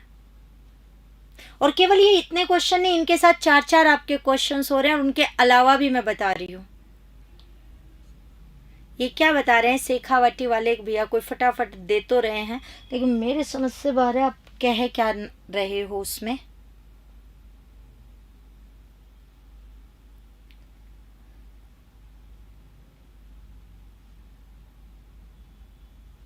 मेरे पास आंसर आप लोगों के आए हैं, इसमें सी आ रहा है, डी आ रहा है और ए आ रहा है। क्या आंसर आ रहा है? यहाँ तो सभी गड़बड़ी गड़बड़ बता रहे हो हैं, ये कोई बात थोड़ी होती है। चलिए बात करते हैं। जिसकी प्रभा बिजली के समान हो, बिजली के समान। सबसे पहले दामिनी। दामिनी तो होगा ही नहीं, बिजली का पर्यायवाची आप कह सकते हैं इसे। तो बात करें, वो तो कह रहा है बिजली के समान हो, ये तो गया। कनक सोने को कहते, तो कनक के सोने के स्वर्ण आभा है जिसकी, वो होगा कनक प्रभा। तो निष्प्रभ, निश यानी रहित है, प्रभ यानी प्रभा से, जो प्रभा से रहित है, जिसमें कोई चमक कांति है ही नहीं, वो है निष्प्रभ। तो ये भी हट गया, ये भी हट गया और ये भी हट गया। विद्युत प्रभ, तो विद्युत की प्रभा, तो जिसकी प्रभा बिजली के समान हो, विद्युत प्रभ, ये इसका क्या आएगा आंसर। बिजली, बिजली, विद्युत, विद्युत लाइट वाला। एसआई की जर्नल की 2 क्या है मुझे पता नहीं है, एसआई वालों का क्या रिजल्ट आया है, क्या लिख रहे हैं आप समझ नहीं पा रही हूँ। आगे देखो, किस विकल्प में मुहावरे का भावार्थ गलत है? कन्नी काटना, पेच लड़ाकर पतंग काटना, कान खड़े होना, सतर्क हो जाना, पत्थर की लकीर, अमिट या पक्की बात, सिर धुनना, पश्चाताप करना। जल्दी जल्दी जवाब दे दो आप मुझे यहाँ से।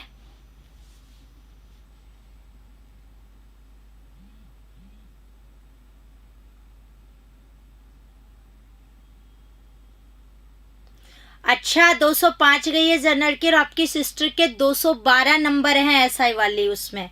बहुत बहुत बधाई हो बेटा, यानी अभी आप रिजल्ट देखना शुरू कर दिया है बच्चों ने और बिल्कुल आप मुझे जवाब भी देने लग गए हैं कि हाँ हुआ है बच्चों का। बिल्कुल क्यों नहीं होगा बेटा, बहुतों का होगा, अच्छे भी मार्क्स बहुतों के उससे भी ज़्यादा आएंगे।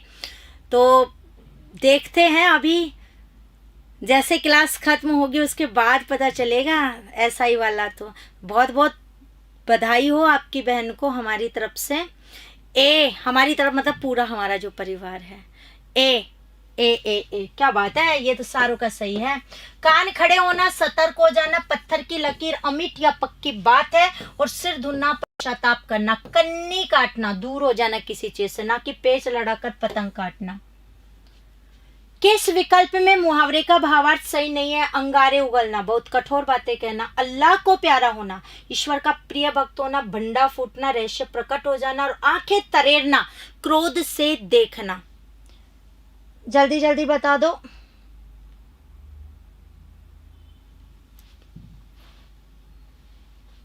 हाँ, कन्नी काटना, किसी का सामना ना करना, दूर हो जाना सभी से। हाँ बेटा, आ गया बताया पीएसआई का रिजल्ट।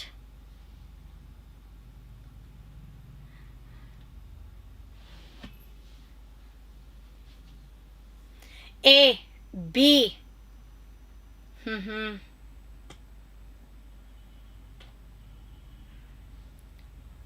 ए और बी आप जवाब तो दे रहे हैं, आंसर आना शुरू हो गया है।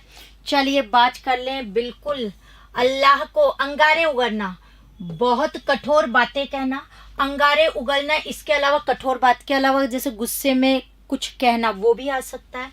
भंडा फूटना, रहस्य प्रकट हो जाना या सबकी के सामने कोई बात आ जाना, आंखें तरेरना, क्रोध से देखना, अल्लाह को प्यारा होना ये गलत है, मृत्यु होना वो उसका क्या होगा भाव। ये है अपनी वस्तुनिष्ठ वाली जो बुक है ना, जो आप ले सकते हैं 3500 प्लस वाली जो है क्वेश्चन वाली आए हुए एग्जाम्स में, वो ये वाली बुक है जो आप ले सकते हो। खे खाना मुहावरे का अर्थ है खाने का लालची होना, आसान समझना, बुरी दशा में रहना, अनुभवी चालाक होना। खे खाना इम्पोर्टेंट है, आया हुआ है, देखते हैं क्या जवाब आप देते हैं यहाँ से। हाँ मतलब ओम शांति ओम हो गया है। RIP आप लिख सकते हैं, मतलब मृत्यु की प्राप्ति हो गई है। Thank you RK Yadav ji. जी फटाफट आंसर बताएं। 22वां आपका प्रश्न आ चुका है आपके सामने, इम्पोर्टेंट है, सारे क्वेश्चंस आए हुए हैं और जो हमने इससे पहले क्लासें ली हैं उनके क्वेश्चनों की इसमें कोई आवर्ती नहीं है। सी डी, वेरी गुड, अलग अलग अलग अलग आंसर आ रहे हैं आप लोगों के। सी बता रहे हो, डी बता रहे हो जी, सी और डी नहीं पता, कोई बात नहीं, नहीं पता है तो मैं बता दूंगी, बी भी आ गया है। चलिए बात करें। खे है खाना, मुहावरे का अर्थ है खाने का लालची होना। अब ये तो नहीं है, ठीक है, ये तो आपको सोचना ही नहीं है। अब अनुभवी चालाक होना और बुरी दशा में रहना, आसान समझना ये भी नहीं है, कुछ ने बी बोला है। सी और डी, तो बेटा बुरी दशा में रहना ये होता है खे खाना। बिल्कुल नया सा आपको लग रहा है मुहावरा, लेकिन एग्जाम में आ चुका है, सिर्फ विशेष तौर से बिल्कुल आप ध्यान रखिएगा। बेटा अनु मुझे नहीं पता ओबीसी की कट ऑफ SI की कितनी गई, अभी मैंने नहीं देखा है live class. First grade second grade के बाद तुरंत मैं आप ही के यहाँ पर लेने के लिए आ गई हूँ क्लास मैराथन। निम्नांकित में से किस मुहावरे का अर्थ है कार्य समाप्ति में देर होना, सड़क नापना, दो नावों पर सवार होना, दिल्ली दूर होना और हथेली पर सरसों उगाना? जरा बताइए, इसमें मुहावरे का अर्थ पूछ रहा है कार्य समाप्ति में देर होना। फटाफट जवाब दे दें आप लोग।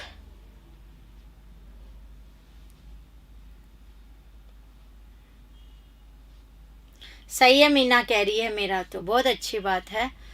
23 का आंसर जी, सी बता रहे हो 23 का।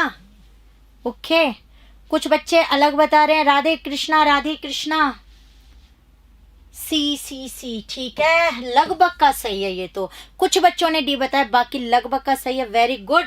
कई कह रहे हैं एक सड़क नापना, नहीं बेटा सड़क नापना नहीं होगा, ये है कार्य समाप्ति में देर हो रही है, यानी दिल्ली अभी क्या है, दूर है, तो बिल्कुल आंसर होगा ये तो है ही नहीं इसके अंतर्गत। जल्दी कोई कार्य नहीं होता, टाइम आने पर होता है, हथेली पर सरसों नहीं उगती है। चादर के बाहर पैर पसारना मुहावरे का अर्थ है सेखी बगाना, अत्यधिक व्यय करना, खूब कमाना, आय से अधिक व्यय करना। बिल्कुल सी। चंद्रबना पता नहीं आपका क्या क्वेश्चन है, आप फटाफट लेकिन देखिए इसमें।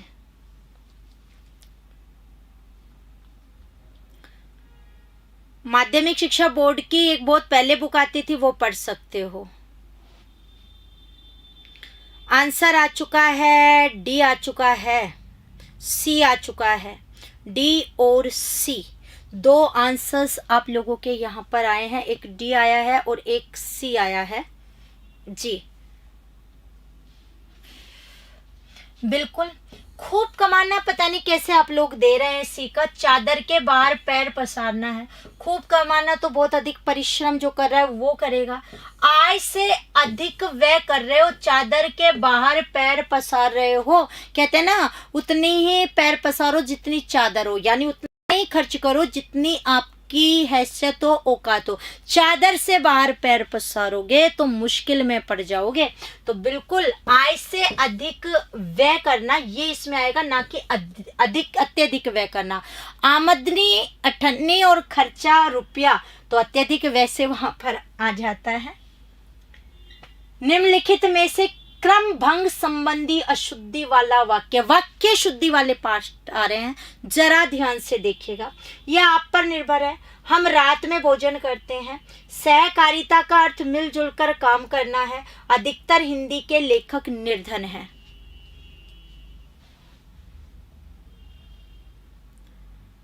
सेकेंड ग्रेड हिंदी साहित्य की बुक अभी इस वीक में आपके मेथड की आएगी, उसके बाद आपके वो आएगी।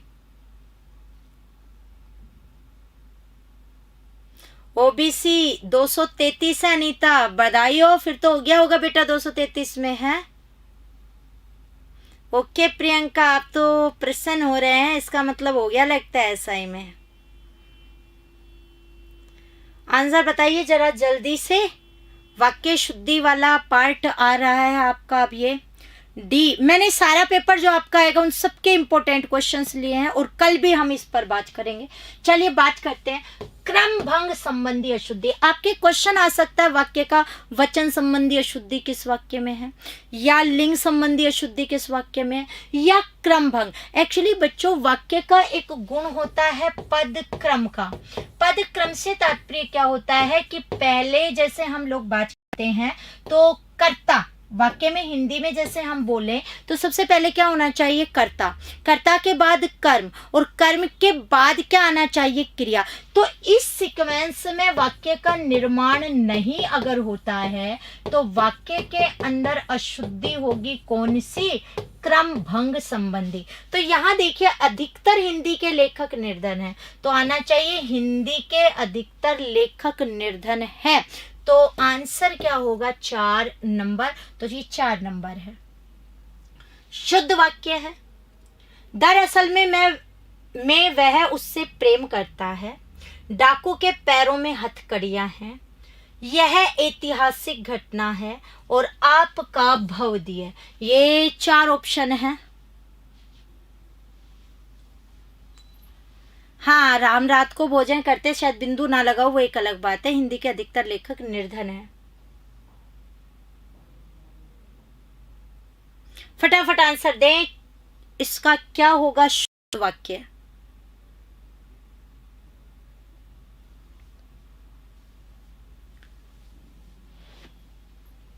जल्दी जल्दी फास्ट।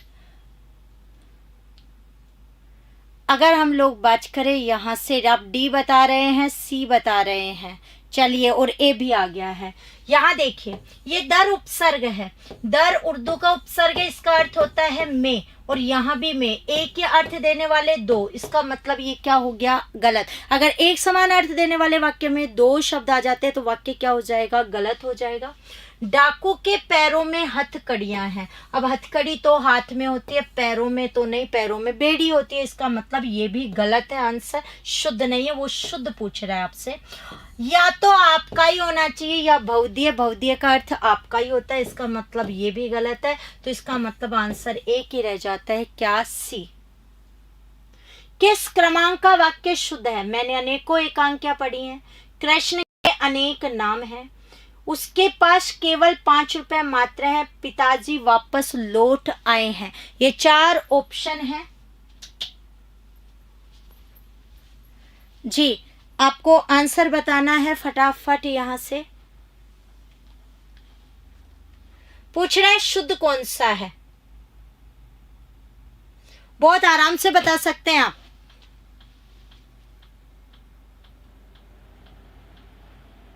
ज्योति 225 आए हैं, 222 सेजल के आए हैं ओबीसी में।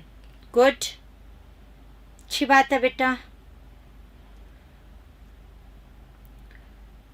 Very good. कुछ बच्चे बी बोल रहे हैं, कुछ ए, कुछ सी। ओके, और जहां यहां मैं जो जो चीजें बता रही हूं वो समझ लेना इंपॉर्टेंट है। सबसे पहली चीज हम बात करें मैंने अनेकों, बच्चों शब्द शुद्धि में भी ध्यान रखना, अनेकों नहीं होता है, क्या होता है, अनेक। वचन संबंधी रूप क्या हो गया है, गलत हो चुका है। यहाँ से वर्तनी संबंधी भी क्या हो चुकी है, अशुद्धि, इसका मतलब ये तो गलत है। उसके पास केवल मात्र 5 रुपए, केवल भी आ गया, मात्र भी आ गया। एक जैसा अर्थ देने वाले 2 अव्यय, मैंने कहा एक ही होना चाहिए, 2 नहीं होने चाहिए। पिताजी, वैसे तो जी ठीक है, वापस मतलब एक साथ आ गया, एक तो ये है, पर वापस लौट आए। अब लौटना और वापस सेम रूप हो गया, इसका मतलब ये भी गलत हो गया। तो कृष्ण के अनेक नाम में अनेक शब्द शुद्ध होता है, ये आंसर सही। किस क्रमांक में सभी शब्द शुद्ध हैं। जिजीविषा, चतुश्लोकी, वरवधु, प्रौढ़, पुष्टिकरण, मिष्ठान, शरदोत्सव, निर्दयी, अतिशोक्ति, व्यस्क, सशंकित, उज्ज्वल, दाम्पत्य, मानवीयकरण, सौजन्यता और सौंदर्य, ये आपके हैं। पूछ रहा है किस में सभी शब्द शुद्ध हैं, ये आपको देखना है।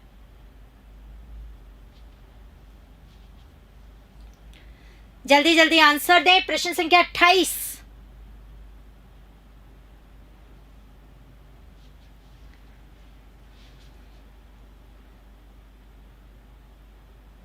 ए, बी और डी, ये क्या आंसर आ रहे हैं? ए, सी, बी, सी, डी।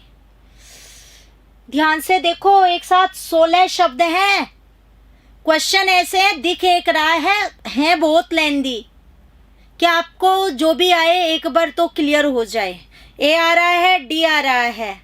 पूछा है सभी शब्द शुद्ध इसमें कौन से में है, ये आपसे पूछा है।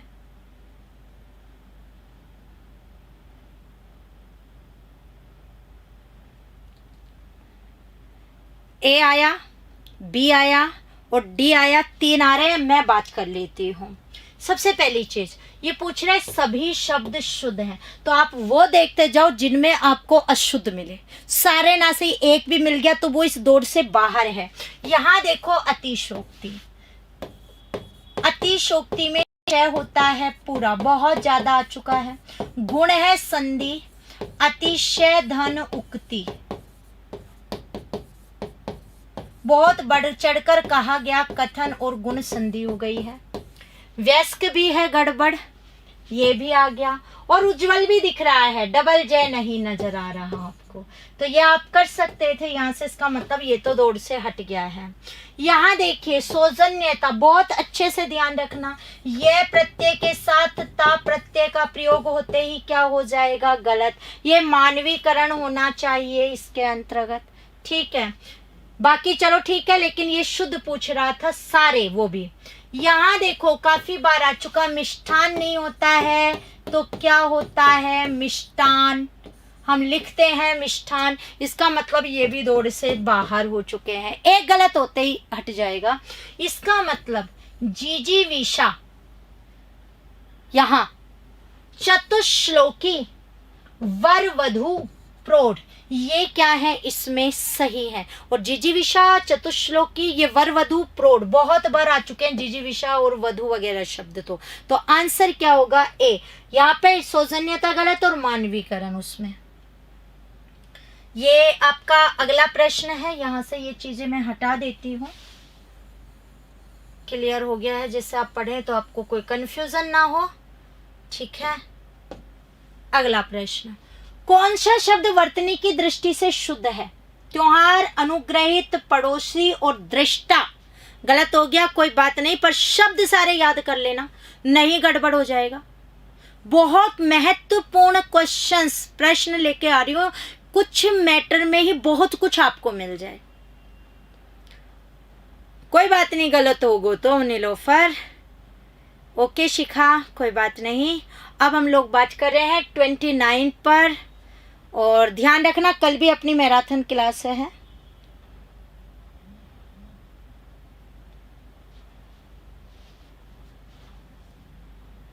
बी बता रहे हैं, ए बता रहे हो, ए आ गया है, बी आ गया है और डी भी बता रहे हैं। ए बी डी, ये आपके प्रश्न चल रहे हैं इसमें।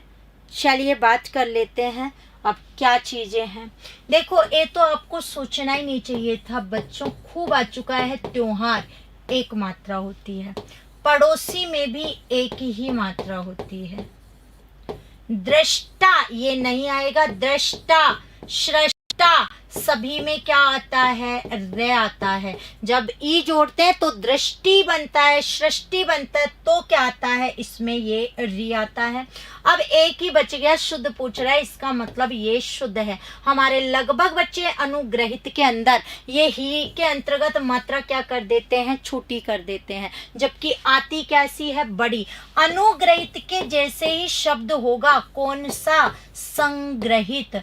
और ऐसे ही शब्द हो जाएगा गृहित, तो 3 शब्द शुद्ध हो जाएंगे आपके यहाँ से, ठीक है। तो आप इनको ध्यान रख सकते हैं। तो आंसर कौन सा हो गया है? 2 नंबर। आगे देखो, इनमें से किस शब्द में व्यंजन संबंधी अशुद्धि है? तिथि, गरिष्ठ, प्रदर्शनी और ग्रहणी।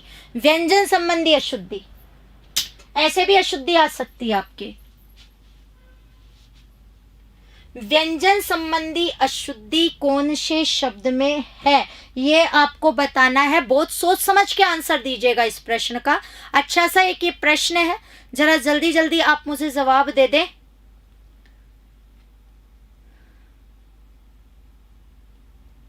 हाँ, लेट आए हैं कुछ बच्चे, मैराथन तो बहुत टाइम से चल रही है बेटा,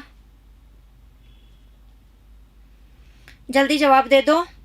क्वेश्चन सारे इंपॉर्टेंट हैं, इनको बहुत ढंग से कर लिया तो काफ़ी कुछ आप देखिएगा क्लियर हो जाएगा। मेरे पास आंसर आ रहे हैं लेकिन वही डबल आंसर आ रहे हैं। ए आ रहा है, बी भी बता दिया है इसमें। देखो सोचो क्या आंसर हो सकता है, सोच समझ करके जवाब देना बच्चों। ए और बी दो आंसर सारे हैं, दो में लड़ाई कर रहे हो, ए में और बी में, आंसर कोई एक ही होना है। ए और बी, देखो एक तो ए एक बी। सबसे पहली बात ये पूछ रहा है व्यंजन संबंधी अशुद्धि, क्योंकि अशुद्ध कई बच्चे बाद में कहेंगे मैडम ग्रहिणी भी तो था, अशुद्ध है में ई नहीं था, लेकिन वो स्वर है, ठीक है। या हो सकता है कोई प्रदर्शनी पर बात करे तो वहां पर भी नहीं है, वो भी स्वर है। ये तिथि, तिथि तो शुद्ध है क्या तिथि शुद्ध? नहीं, लेकिन आपसे पूछा क्या है, वो पूछ रहा है व्यंजन संबंधी। अगर आप तय में ई की मात्रा देख रहे हो तो ई तो क्या हो गया है, स्वर वाला रूप, स्वर वाला हुआ ना।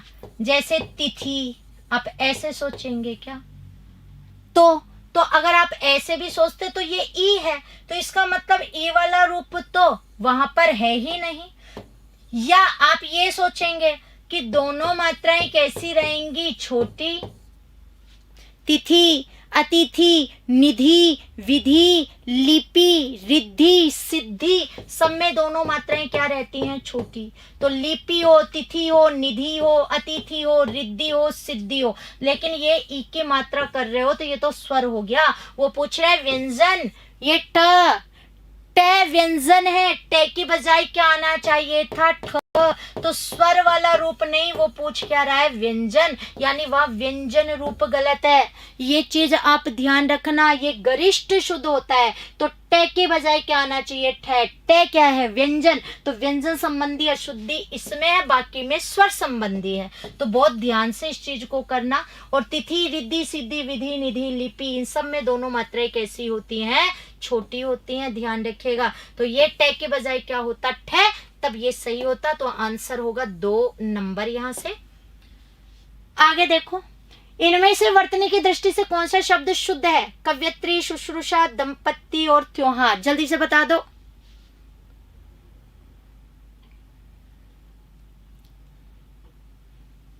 जल्दी जल्दी जल्दी जल्दी।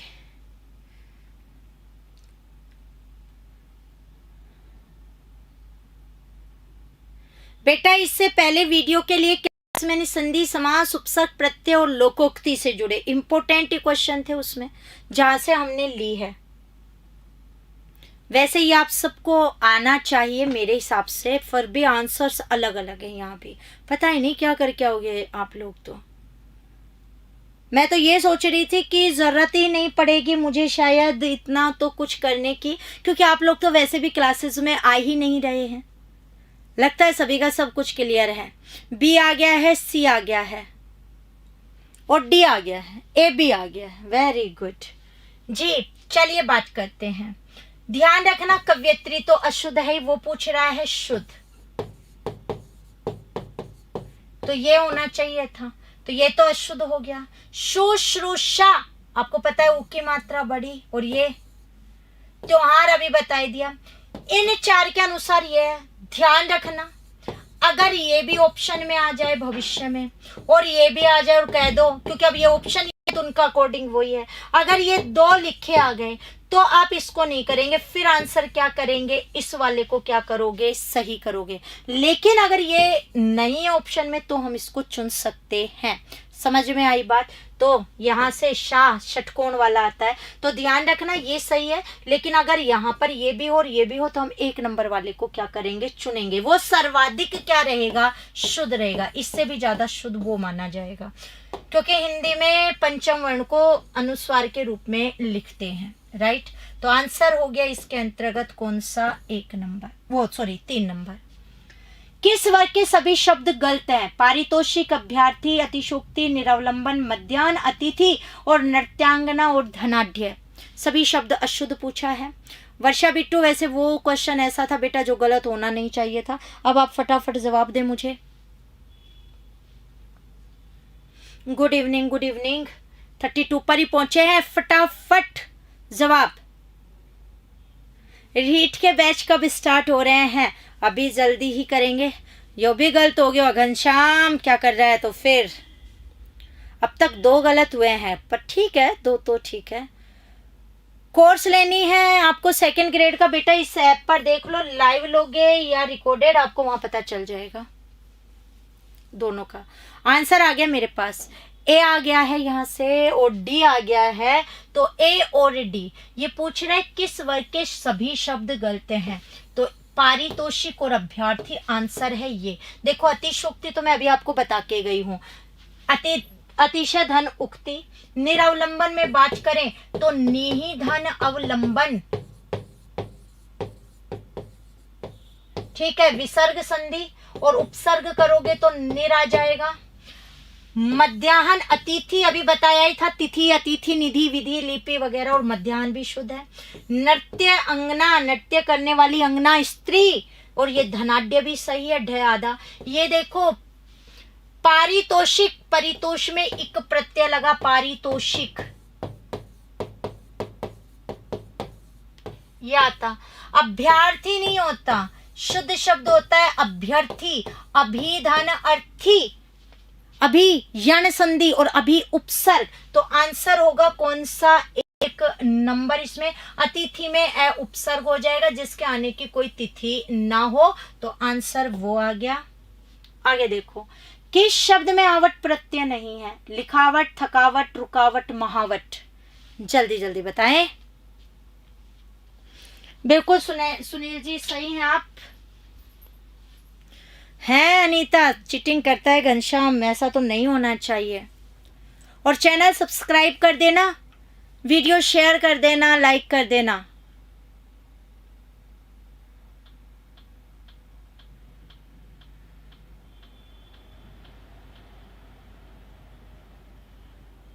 आंसर आ गया है ए, डी। ए बता दिया है, डी बता दिया है, ए डी, ए डी। ठीक, चलिए अब आप यहाँ पर आवट, लिख धनावट, थक धनावट, रुक धनावट, यहाँ करोगे तो मह या महावट, ये मूल शब्द है महावट। और बाकी में आपको मूल शब्द से अलग हट करके देख सकते थे, गलती नहीं होना था, डी आंसर। निम्नलिखित में तद्धित प्रत्यय वाला शब्द कौन सा है? बुराई, सिलाई, लड़ाई और कटाई। जरा जवाब दें।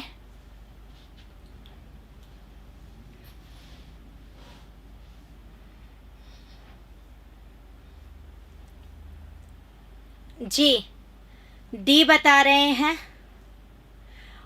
ओके घनश्याम, मुझे पता आप चीटिंग नहीं कर रहे।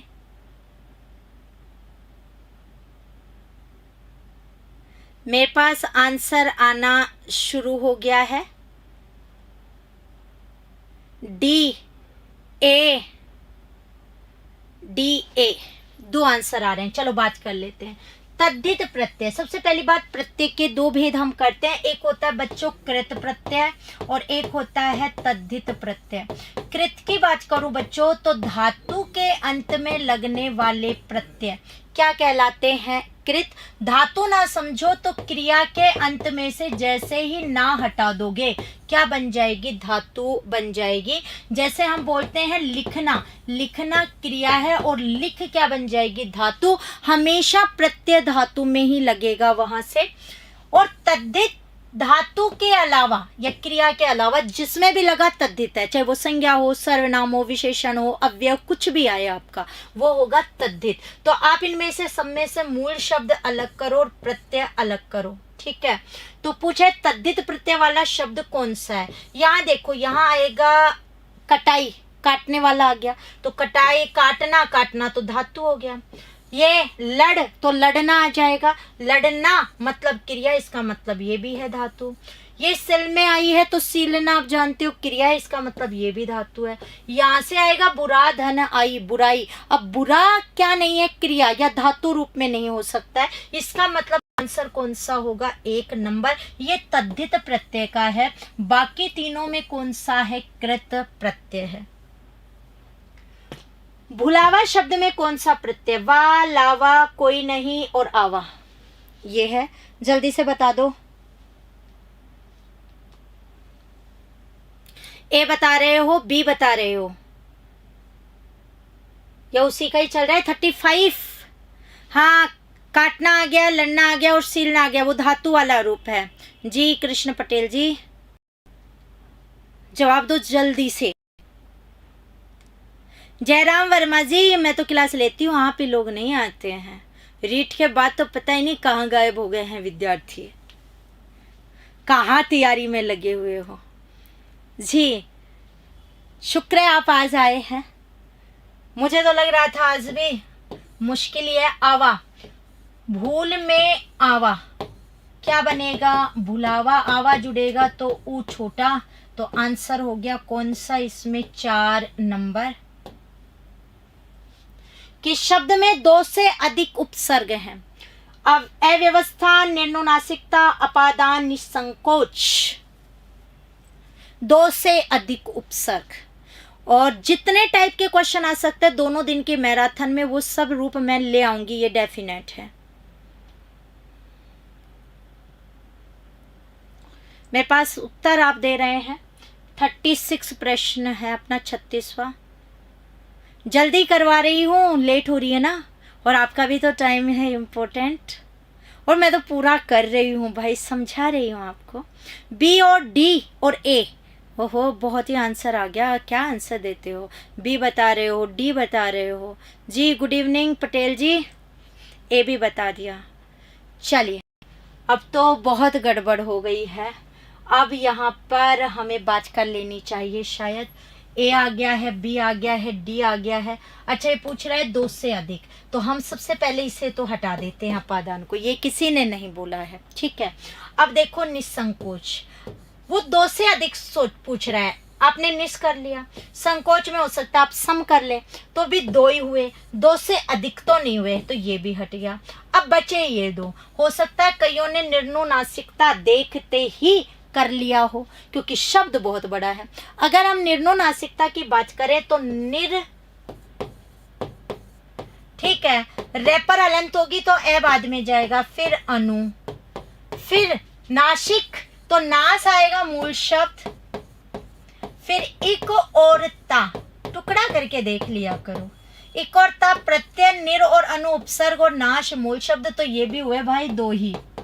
अब ए व्यवस्था में आ जाते हैं, तो ए, वी और अव, ए आ गया, वी आ गया, अव आ गया, इस्त मूल रूप में आ गया। फिर भी 2 से ज्यादा ही तो उपसर्ग पूछ रहा है, अपने आप ही आंसर आ जाता। क्या जवाब देते हो, सोचते ही नहीं हो एक भी बार, क्योंकि शब्द बड़ा लगा इसलिए टेक द आंसर है बी। किस शब्द में अ उपसर्ग नहीं है, अवसर, अवश्य, अवधि, अवनति। आंसर बदल दिया अनीता ने, सही है। ओके ऑप्शन बदल दिया, ठीक है। जल्दी जल्दी बोलो फटाफट। गलत हो गया कोई बात नहीं, ध्यान नहीं देते ना, जो सबसे बड़ा है वही उत्तर होगा, इसलिए टेक दो निर्नुनासिकता। बेटा हर जगह ये नियम लागू नहीं होता है, करके देखना जी। 37 बिल्कुल आशीष गहलोत जयपुर से जो आप हैं, बिल्कुल सही आंसर दिया है। बिल्कुल पूजा, एसआई का रिजल्ट आ गया बेटा, पता तो रहे हैं आप सभी। बी और डी जवाब में आ रहे हैं, बी एक आ रहा है, बी आ रहा है, सी आ गया। जय हो, आज तो लाए जा रहे हो, देख लो तैयारी कैसी है। जो क्वेश्चन करा रही हूँ उनको बहुत ढंग से कर लेना। किस शब्द में अ उपसर्ग नहीं है ये पूछ रहा है, कोई अवधि बोल रहा है, कोई अवश्य बोल रहा है। बी, ए भी बता दिया, अवसर, वेरी गुड। अरे अव धन सर मौका औ है इसमें तो, और ये तद्भव रूप में होता है ओसर औ, ये हिंदी का उपसर्ग है। अवगुण अवगुण वो तत्सम है, ये तद्भव है। ये अवनति नति नीचे की ओर जो जा रहा है ये भी सही है। अवधि धी धारण समय के लिए आया तो था। और ये अवश्य ये मूल शब्द है। आंसर है 2 नंबर। हाँ मैडम हो गया गलत, बहुतों का गलत आज तो। चिरायु शब्द में प्रयुक्त उपसर्ग है ची चिर यू आयु। जल्दी आंसर 38 का। जी आशीष ये गलत है, 2 नंबर आपका। हाँ सही है, सॉरी अवश्य है, ठीक है मैं यहाँ पर आ गई। पूछे चिरायु शब्द में प्रयुक्त उपसर्ग कौन सा है? आपका सही है आशीष जी, फटाफट जवाब दें। प्रश्न संख्या 38।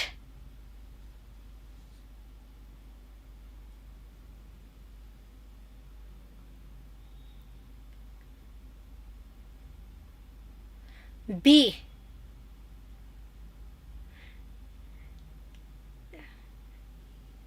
बी बता रहे हैं, ठीक है। यहां एक आंसर आ रहा है बहुत टाइम बाद। ए भी आ गया, लो दूसरा भी आ गया, नाम लिया नहीं दूसरे आंसर का आ गया बी। ये जैसे ही आ जाएगा ना, रे कैसा हो जाएगा आधा, तो ये ची खाली रहेगा तो ये तो अर्थ नहीं है, ये भी नहीं है, और ये आयु तो इसमें मूल शब्द है। ये उपसर्ग पूछ रहा है तो बिल्कुल आंसर एक ही आएगा, बी लगभग का सही है। ऐसे आने चाहिए कि क्वेश्चन हमें। किस विकल्प में द्वंद्व समास नहीं है? दाल भात भूत प्रेत शुभाशुभ शुभागमन। जरा बताइए फटाफट किस विकल्प में द्वंद्व समास नहीं है? अब बच्चे तो ये सोचते हैं द्वंद्व समास में हमेशा बीच में योजक चिन्ह लिखा मिलेगा, वो यहाँ पर नजर नहीं आ रहा है। अब गड़बड़ हो जाती है फिर आप लोगों के।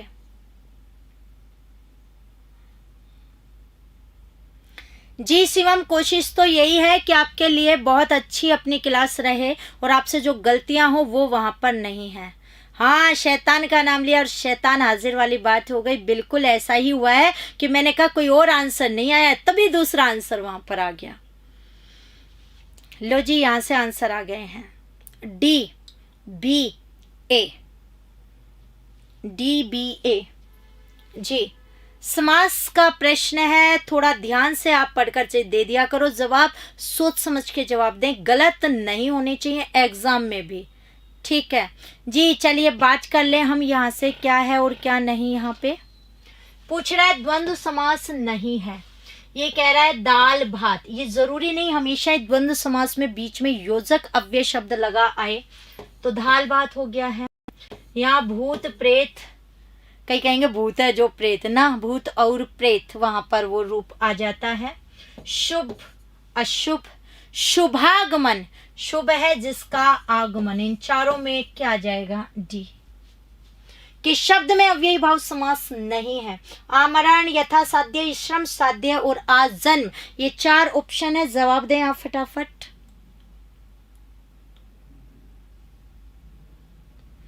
आशीष बहुत अच्छा।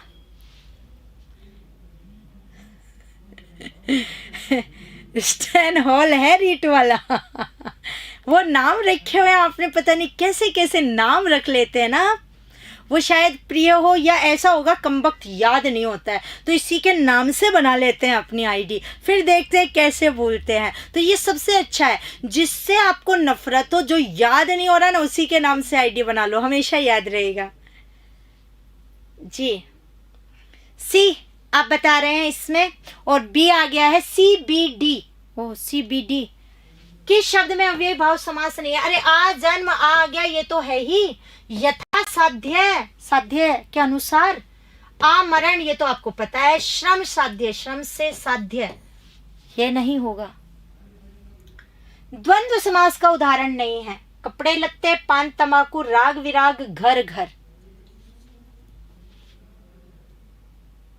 बिल्कुल श्रम साध्य वहां से गया। जवाब दे दो फटाफट।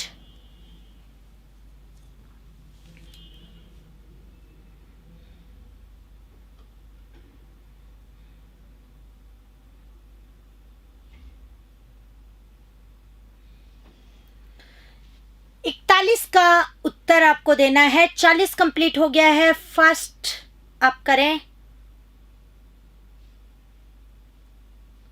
आप जवाब दे रहे हैं डी। ओके, सी, डी, सी। ओके, द्वंद्व समास ध्यान रखना है। एक ही शब्द की अगर आवर्ती होती है तो एक ही शब्द की आवर्ती में कौन सा समास होता है? अव्ययी भाव समास। तो बिल्कुल घर घर में तो हो गया है अव्ययी भाव। राग या विराग, राग से विराग विलोम में, ये अभी हमने बात की थी। पान, तंबाकू, कपड़े, लत्ते, अगर कहें इतरे इतर द्वंद्व। दूसरी बात, द्वंद्व समास में निरर्थक शब्दों का भी क्या हो सकता है? प्रयोग। आप ये ध्यान रखेंगे, मैंने बताया हुआ है आप लोगों को जब पहले ली है, फिर भी एक बार आपको बता दिया है। और द्वंद्व समास के दोनों पद क्या होते हैं? प्रधान। दोनों पद क्या मिलेंगे? प्रधान। तो ये परिभाषा भी आ जाए तो भी आपको ध्यान रखनी है कि द्वंद्व के दोनों क्या होते हैं? प्रधान होते हैं। निरर्थक शब्दों का भी प्रयोग इसके अंतर्गत आपको मिल सकता है। और कहें तो एक ही शब्द की आवर्ती अव्ययी भाव समास के अंतर्गत हो जाती है। बाकी अव्ययी भाव समास का पहला पद क्या होता है? अव्यय होता है, प्रधान रूप होता है। तो आंसर आ चुका है। 42वां निम्नलिखित में से कौन सा समास विग्रह सही नहीं है? धर्मपरायण, धर्म में परायण, भयभीत, भय के द्वारा भीत, कृष्ण आश्रित, कृष्ण को आश्रित, और राष्ट्रपति, राष्ट्र का पति। जी जवाब दें आप लोग।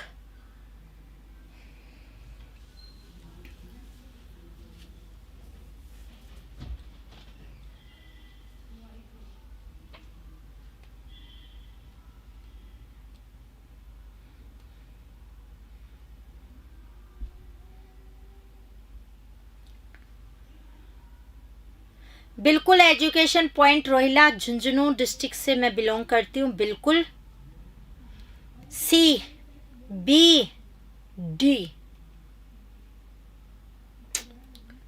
बी आ रहा है, सी आ रहा है, डी भी आ गया है। सबके उत्तर अलग अलग हैं इसमें।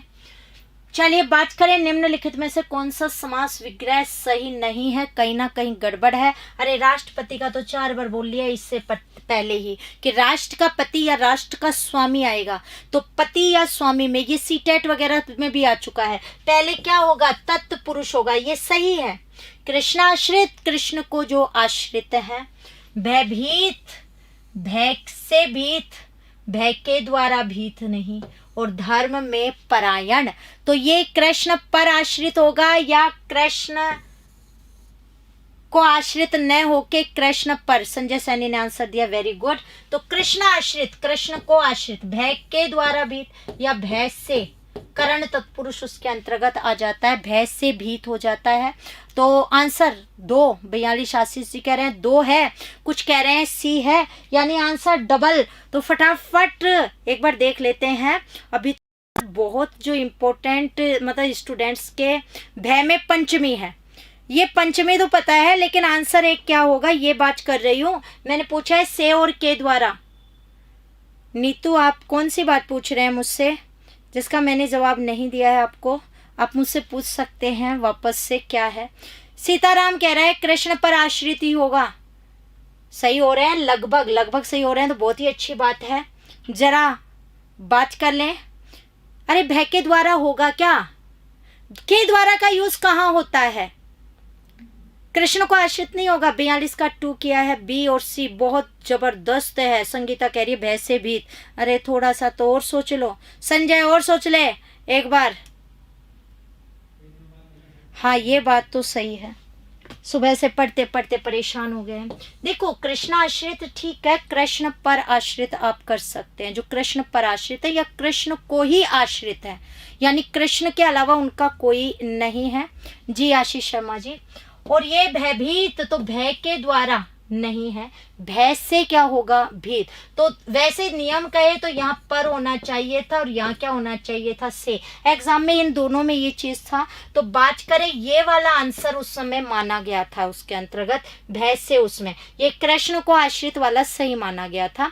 तो ये आप ध्यान रखना, वैसे नियम से ये कृष्ण पर आश्रित और वो होना चाहिए था भय से भीत। आगे निम्नलिखित में से किस शब्द में व्यंजन संधि है? उच्छ्वास, स्वागत, पवन, देवालय। जरा जल्दी जल्दी बोल दो। हरि सिंह मूंड, मैंने 50,000 के लिए बेटा बोल दिया है, हमारे कहने से हो जाए तो भगवान हमारी बात इन बच्चों की सुन ले, सरकार सुन ले, 50,000 पद कर दे। वेरी गुड, सेकंड ईयर में आ गए हो, बिल्कुल अब तो फर्स्ट ग्रेड का दे सकते हो जी। आपका नाम ही ऐसा है, पढ़ने में नहीं आया है, कह रहे हो कि नाम नहीं ले रही हूँ मैं आपका। भाई नाम थोड़ा सा आसान रखो, समझ पाऊँ मैं। ए ए ए ए सी ए आ रहा है लगभग। किस व्यंजन संधि पूछा? देखो स्वागत, सुधन आगत होगा, ना कि स्वधन आगत। और बात करें यानी क्या हो जाएगी संधि? पवन औ पो धन अन, अयादि क्या होगी? संधि। देवालय देव धन आल्य, दीर्घ क्या हो जाएगी? संधि। उच्छ्वास उत धन श्वास, जब तय के बाद से आए तो तय बदलेगा च में और श बदलेगा छ में, और ये श आधा है तो छ भी आधा हो गया, अदरवाइज ये छ क्या आ जाता है? पूरा शब्द हो गया है उच्छ्वास। जैसे एक शब्द मैं आपको बताऊं आया हुआ, तत् धन शिव। अब यह नियम याद रखना, तय के बाद श है, तय बदलेगा च में, श बदल जाएगा किसमें? छ में, तो क्या हो जाएगा रूप आपका? छ, तत्शिव, ऐसे बना था। तो उसी के अंतर्गत आप ये चीजें ध्यान रखना। तो बिल्कुल आंसर सबका लगभग सही है, संधि में तो सही आ रहे हो। तो आंसर हो गया है कौन सा नंबर? 1 नंबर।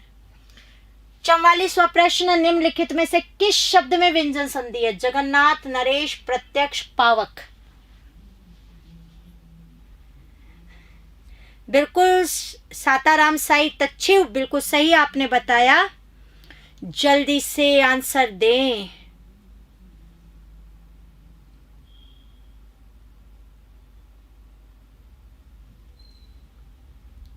रीट में 29 नंबर आए हैं, बहुत बहुत बधाई हो खेमचंद जी। बिल्कुल हमारी कोशिश है और वो कोशिश से ही हम बात कर रहे हैं यहाँ पे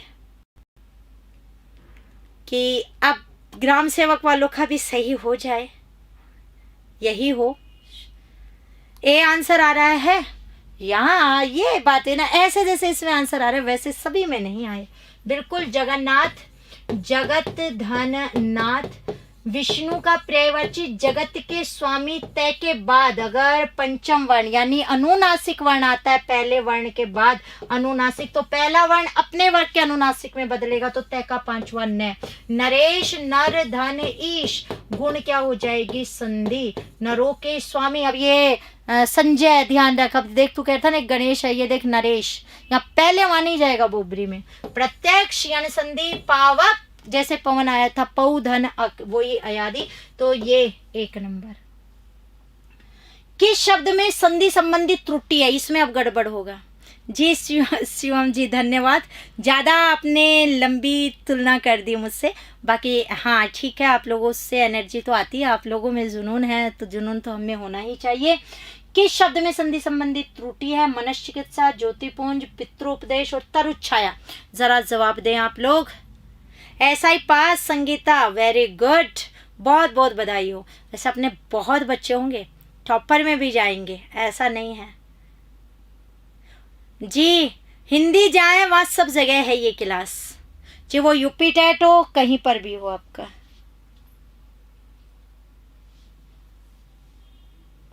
मेरे पास उत्तर आ रहे हैं, इस बार आंसर अलग आएंगे, मुझे पता था, मैंने पहले ही कहा था कि आप अलग अलग दोगे। ए बी सी, ये 3 आंसर आ रहे हैं आपके, ए आ रहा है, बी आ रहा है और सी आ रहा है। चलिए बात कर लेते हैं यहाँ। किस शब्द में संधि संबंधी त्रुटि है? ये पूछा गया है इसमें।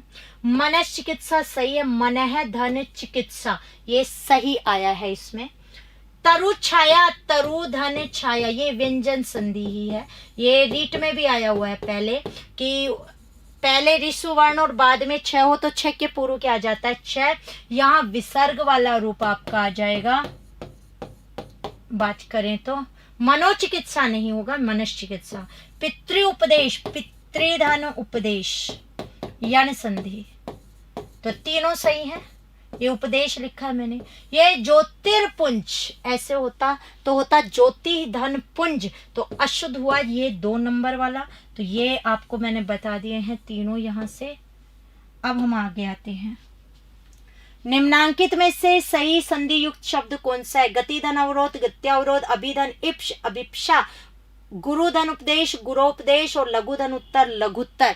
हर प्रकार के क्वेश्चन से हैं, जितने प्रकार के आपके आ सकते हैं। ठीक है,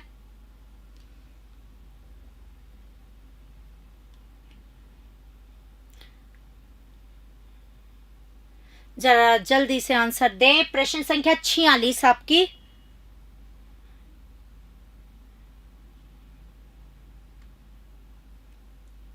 आपका सही है समीरा, बहुत अच्छी बात है। 30 में से 30 आए अनुज के, बहुत अच्छी बात है। रीट में बधाई हो बेटा। बी और डी 2 आंसर आ रहे हैं। ए भी आ गया है, ए बी डी। ये लो, थोड़ा सा टफ आते ही फिर गड़बड़ हो रहा है आपका। अरे ऊंट पर टांग होगा। अब आप यहाँ पर ध्यान दें। सबसे पहले शब्द शुद्धि में गत्यावरोध नहीं होता है, शुद्ध शब्द होता है गत्यावरोध। संधि हो जाएगी गति धन अवरोध, फिर और यण क्या हो जाएगी? संधि। तब आएगा ये यण संधि। तो यण संधि। अभिप्सा इप्सा या इप्स लिखा गया, और वैसे भी ई प्लस ई की मात्रा कैसी होनी चाहिए थी? बड़ी। ये गलत। इसके बाद की बात देखो, इसमें आप लोग गुरुपदेश उ प्लस उ, तो गुरोपदेश नहीं बनेगा, तो क्या बनेगा? गुरुपदेश। अब ये सही है, उ प्लस उ बराबर बड़ा उ, इसका मतलब आंसर कौन सा होगा? डी। ठीक है, ये मेहनत सफल हो जाएगी जब सभी लोगों तक ये पहुंच जाएगा और यहां से क्वेश्चंस क्लियर हो जाएंगे आपके। पुनर्जन्म में का संधि विच्छेद है। पुनर्धन जन्म, पुनः धन जन्म, पुनः धन जन्म और पुनर्जन्म। जी अरुण सर, थैंक यू। हाँ बेटा मुकेश, एसआई का रिजल्ट आ गया है, कह तो यही रहे हैं। जवाब दें फटाफट।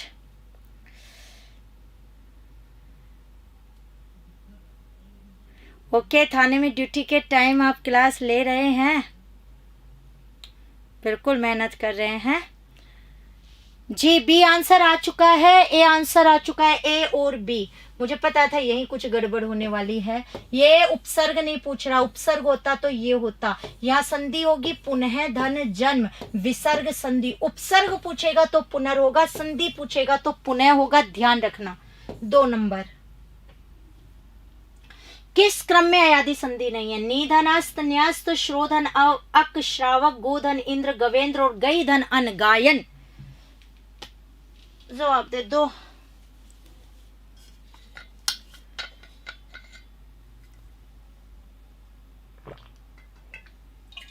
मेरे स्टूडेंट हो, क्वालिफाई हो गया ऐसा ही, बहुत बहुत बधाई हो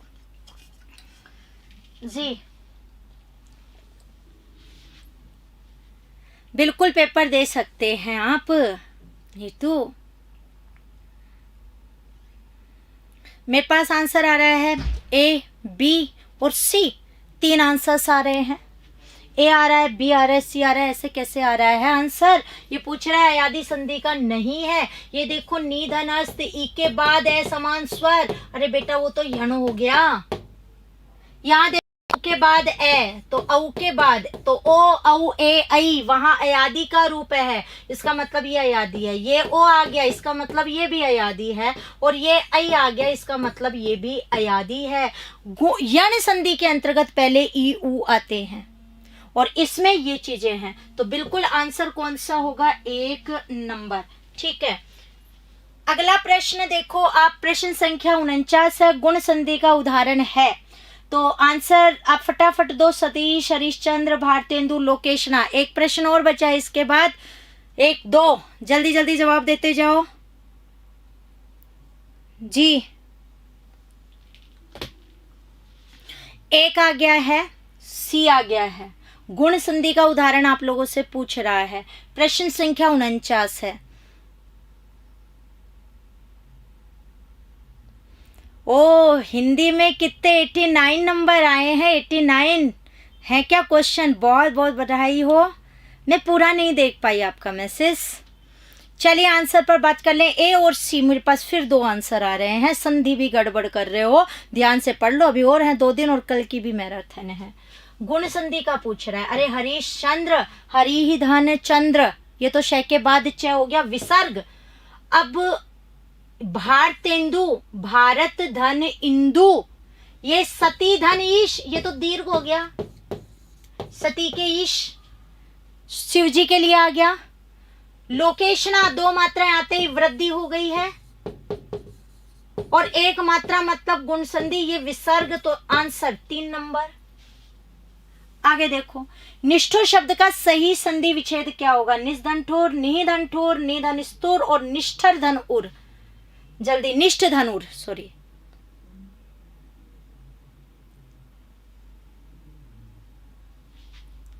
भारत के इंदु, भारतेंदु, इंदु चंद्रमा का पर्यायवाची। बहुत अच्छा सेजल, जवाब दें आप फटाफट जरा।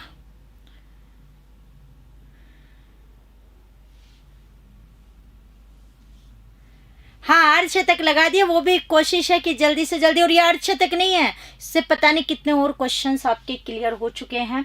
तो हम यहाँ से बात करें बच्चों, मेरे पास आंसर आ चुका है, डी आ गया, ए आ गया, सी आ गया है।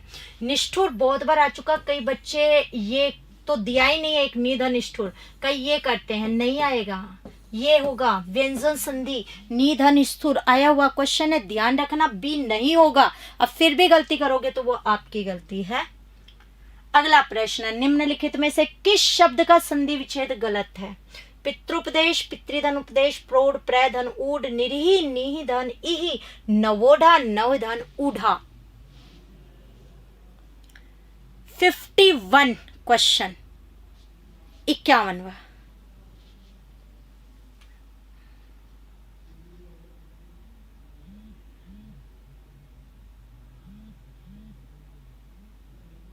सतीश शिव को बोलते, सती के पति स्वामी शिव जी के लिए। एमपी टेट वालों के लिए व्याकरण ये चल जाएगी, उनके बाकी जैसे हैं वो है ही बेटा। मेरे पास आंसर आ गया है, ए बता रहे हैं आप लोग, ओके। बी आ गया है, ए और बी। वैसे ये अभी हमने बात की थी, पितृपदेश, पितृ नहीं होगा, पितृ ये वाला आएगा, धन उपदेश, प्रौढ़, प्रधन, ऊढ़, निरीहि, ये ई की मात्रा बड़ी ही है, तो ये बड़ी ही, ये विसर्ग हो जाएगा रे। नवोढ़ा, नव धन उड़ा, ये अपनी बुक है 3500 प्लस वाली, आप ले सकते हैं इसको। किसके लिए? अपनी तैयारी के लिए, व्याकरण की, वो आपकी ऊपर है, हर जगह आपको मिल जाएगा। तो बच्चों, हमने एट लीस्ट लास्ट करते करते अपना पूरा का पूरा कर दिया है। कुछ ही समय में कोशिश की है मैंने आपको बहुत कुछ देने की, और कल की भी मैराथन है। बिल्कुल क्लास को ज़्यादा से ज़्यादा शेयर कर दीजिएगा, लाइक कर दीजिएगा, चैनल सब्सक्राइब कर देना, और कल वापस से वीडियो की मैराथन लेना बिल्कुल मत भूलना। और कल हम वापस मिलेंगे, अपना ध्यान रखना। राम राम सा।